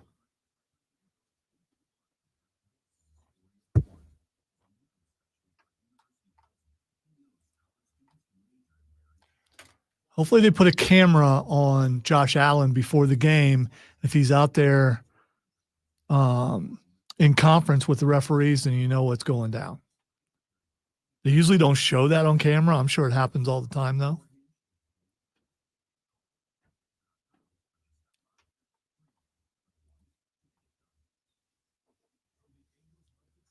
He tells them, okay, when we celebrate our victory, I'm going to be over here. I need a call in the fourth quarter to make sure that happens. Is that all right, Bobby? Yeah, I gotcha. We know.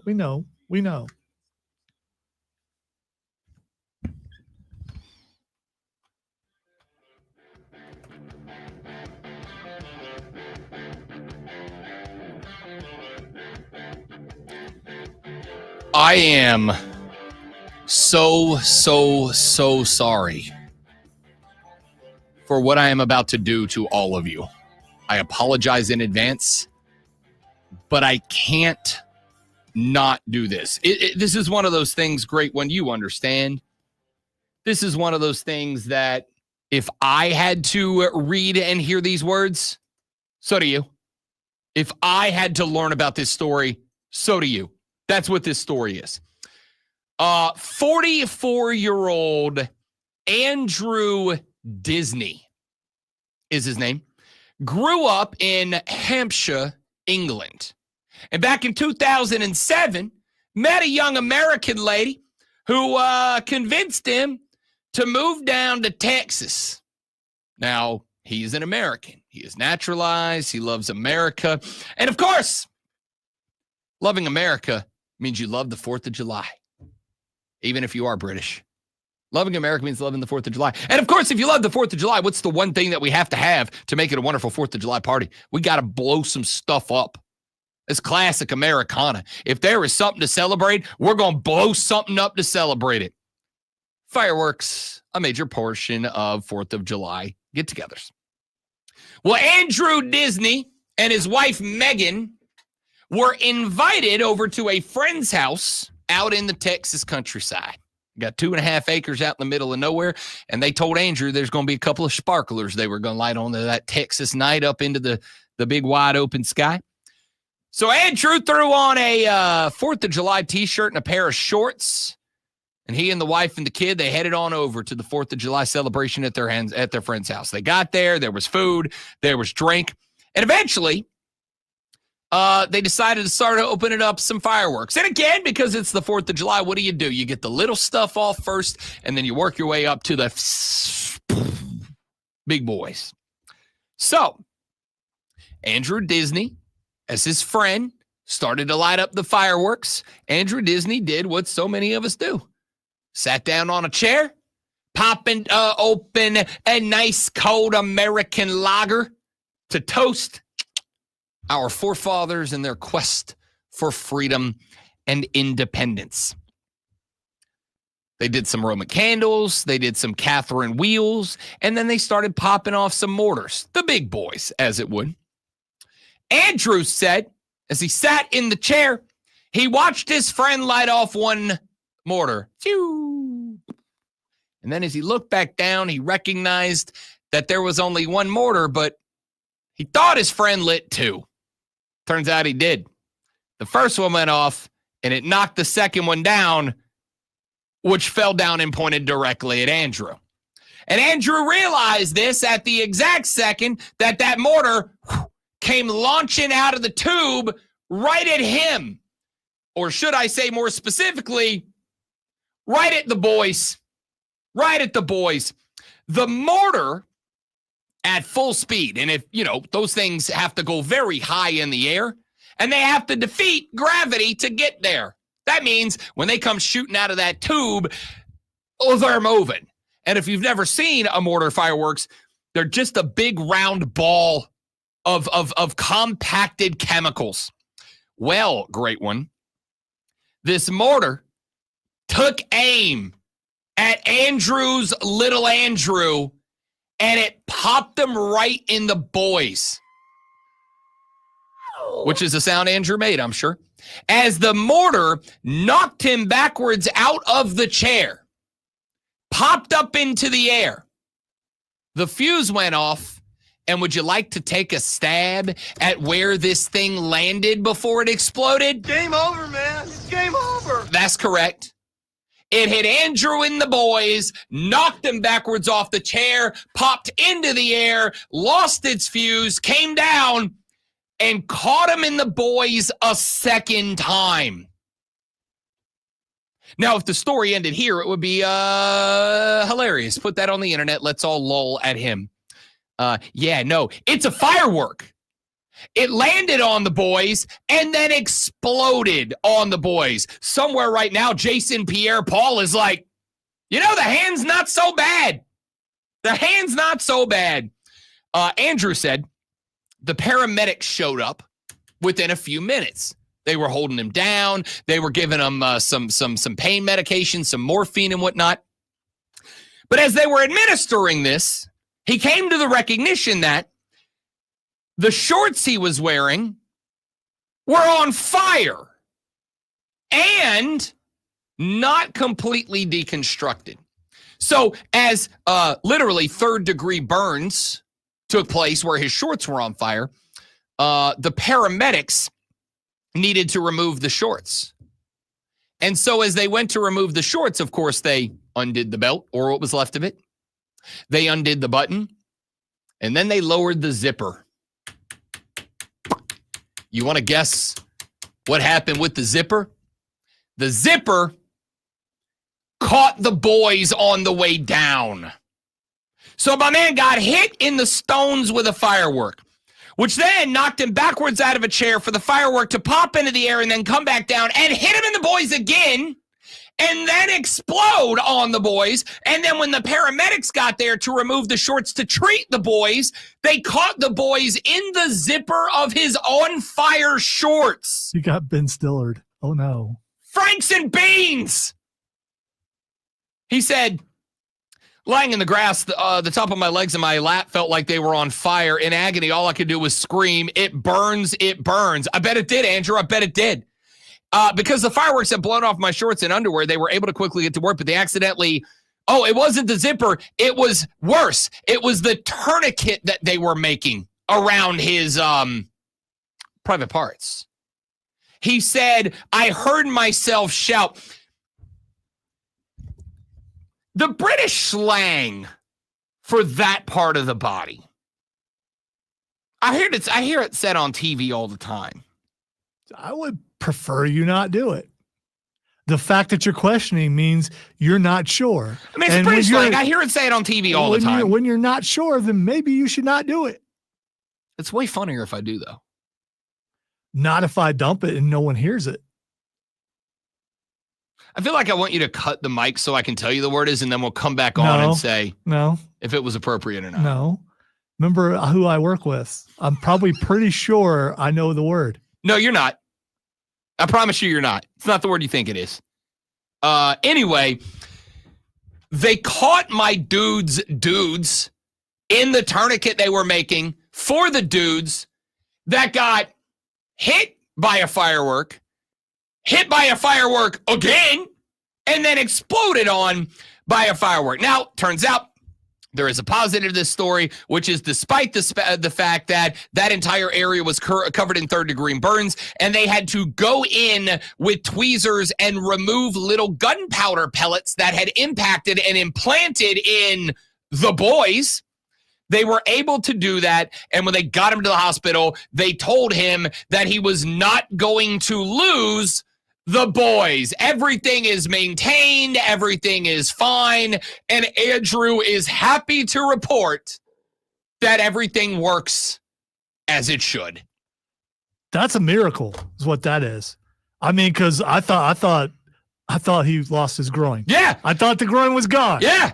Like this was going to be the first time that I was going to have to actively apologize to Lonzo and go, haha, I know I've been making it a joke for a year and a half, but Andrew done lost his groin. But it turns out that these American heroes, despite the fact that they caught the old Franks and Beans in the tourniquet where they were trying to help my guy out, turns out they were able to save my man's ability to do the dirty. James says that's a villain's origin story. It absolutely is. Yeah, they call him the Ken doll. No.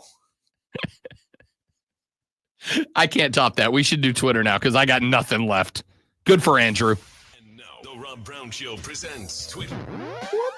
I thought his name was the Eunuch, but Kendall works a whole lot better. Quote, I was definitely worried that things might not function like they had before, but I'm happy to report that everything is working perfectly in the bedroom department. He did say he doesn't think he'll ever be able to enjoy a sparkler again. Yeah, that's probably true. All right, the first thing that's axing is Arthur Smith. Did he get fired? No. Arthur Smith is trying. Oh, he's getting interviewed by somebody. He is. And also it is rumored that who is interviewing Arthur Smith? It is rumored that he preferred Justin Fields over Russell Wilson. And that has caused friction between he and the head coach, who has said there's going to be major changes. So if he doesn't get in, he's probably getting fired. I will tell you this. I preferred Russell Wilson to Justin Fields. I prefer Justin Fields for the long term, so that we're very clear. My entire thing was not, I don't think Justin Fields can do it. My entire thing was give him time to deprogram the Chicago Bears out of him and let him come back as a brand new man. Let Russ go take the lumps and get you to playoffs, which is what happened. But I will say this about Mike Tomlin. If another guy said, I think we should go with this guy and challenged your viewpoints, and that's the reason you're kicking him off the team, then that is the first time that I will say I'd be done with Mike Tomlin. If you can't have somebody on your coaching staff disagree and push back against you without pushing them out of the franchise, you're not a coach, you're a dictator, and you're never going to be successful. By the way, unless you have Tom Brady. Rumors not substantiated, and there are no exceptions, including Tom Brady. All right, the next thing that's Xing is, and it hurts me to say this, but it was fireworks. It was there. No. Hashtag Clemson. Clemson trending, obviously, because they named their new defensive coordinator yesterday. He is Tom Allen, the defensive coordinator who helped take the Penn State University Nittany Lions all the way to the college football playoff semifinals this year. He's also a former head coach at Indiana.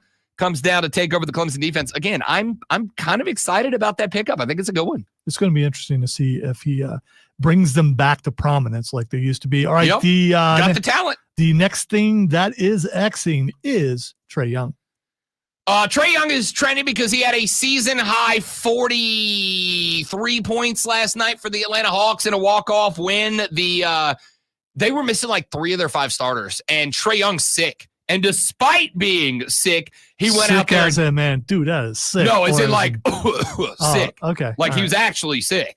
And went out there and dropped a 43 burger on the head in a dub. Trae Young's a guy, dude. Like he's not a by himself franchise player, but you know what he is? He's the guy you pair up with a Giannis Antetokounmpo, and suddenly he's going out there and averaging 40 a game. Like he can go. All right. The next thing that's Xing is Daredevil Born Again.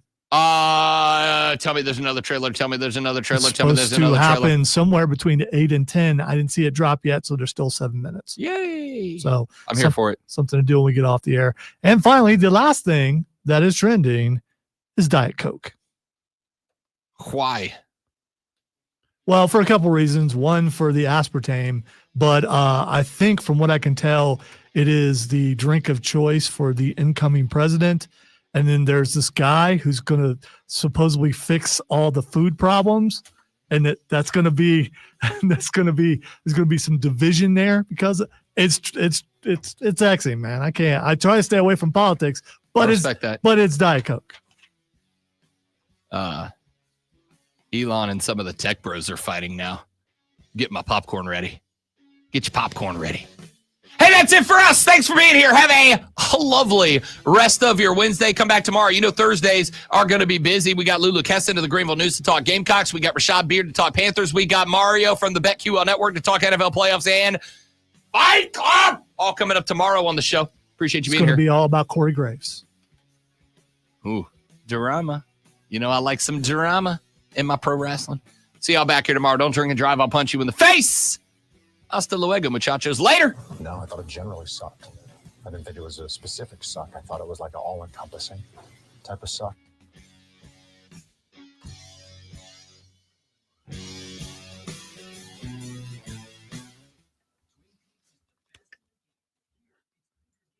This is the entire show without you talking about Corey Graves. So we can talk about it tomorrow. I figured that was on tomorrow's agenda. Steven, see you, buddy. James, Trae Young, future Laker. Oh, probably. You're probably not wrong, to be honest with you. Or Nick. H-O-T-T. I was going to spell something different. All right, what was the word? Jason Pierre-Balls is a hilarious tweet, Blue Cane. Well, that's good work. What was the word? Bollocks. Yeah, you could have said that. That's what I was going to say, but then you got me all up in my head about it. Bollocks is the British slang for the boys. I didn't know that. Yeah. Okay. What do you think it was? No, I don't know. Just I sometimes don't think. I wonder where that word. But you said I think I know the word you're gonna say. So what word was it? I didn't really think I knew. Oh, okay. I was just playing along. Okay. I didn't know. Yeah, bollocks. But the fact that you were worried, I wanted to make you even more so worried. Yeah. And not take a chance. Bollocks is British slang for balls. Okay, didn't know that. I should have gone with it because it's a hilarious quote. I do think, but my bollocks are in there. Yeah, but I think once you gave the definition of what it is, Yeah. it changes the word. And then I would have had to hit it. My bullocks. Right in the bullocks. Which is the thing I'm going to say now because you've given me permission. Steven, I'm going to tell you right now, I can't. I tried because Daddy will take anything that helps him sleep better. That's why I'm a bourbon guy. That stuff gives me anxiety attacks, dude. Like I was in college like everybody else experimenting, and that stuff gave me flat out wholesale anxiety attacks. I can't do it. I will go drink bourbon with you, but no, I'm not there. I'll hang out with people who are. I don't care if you smoke it or gummy it or whatever, but I can't do it. It gives me wholesale anxiety attacks. It's why it's sad. It's a bummer, dude. Bummer. Otherwise, I'd be like, Sports Talk Radio, Matt Riddle, bro. Bro. All right, that's it for us, guys. Thank you all for being here. Tell your friends about us. We're trying to get rich and famous. Have a lovely rest of your day. Goodbye. Bye-bye.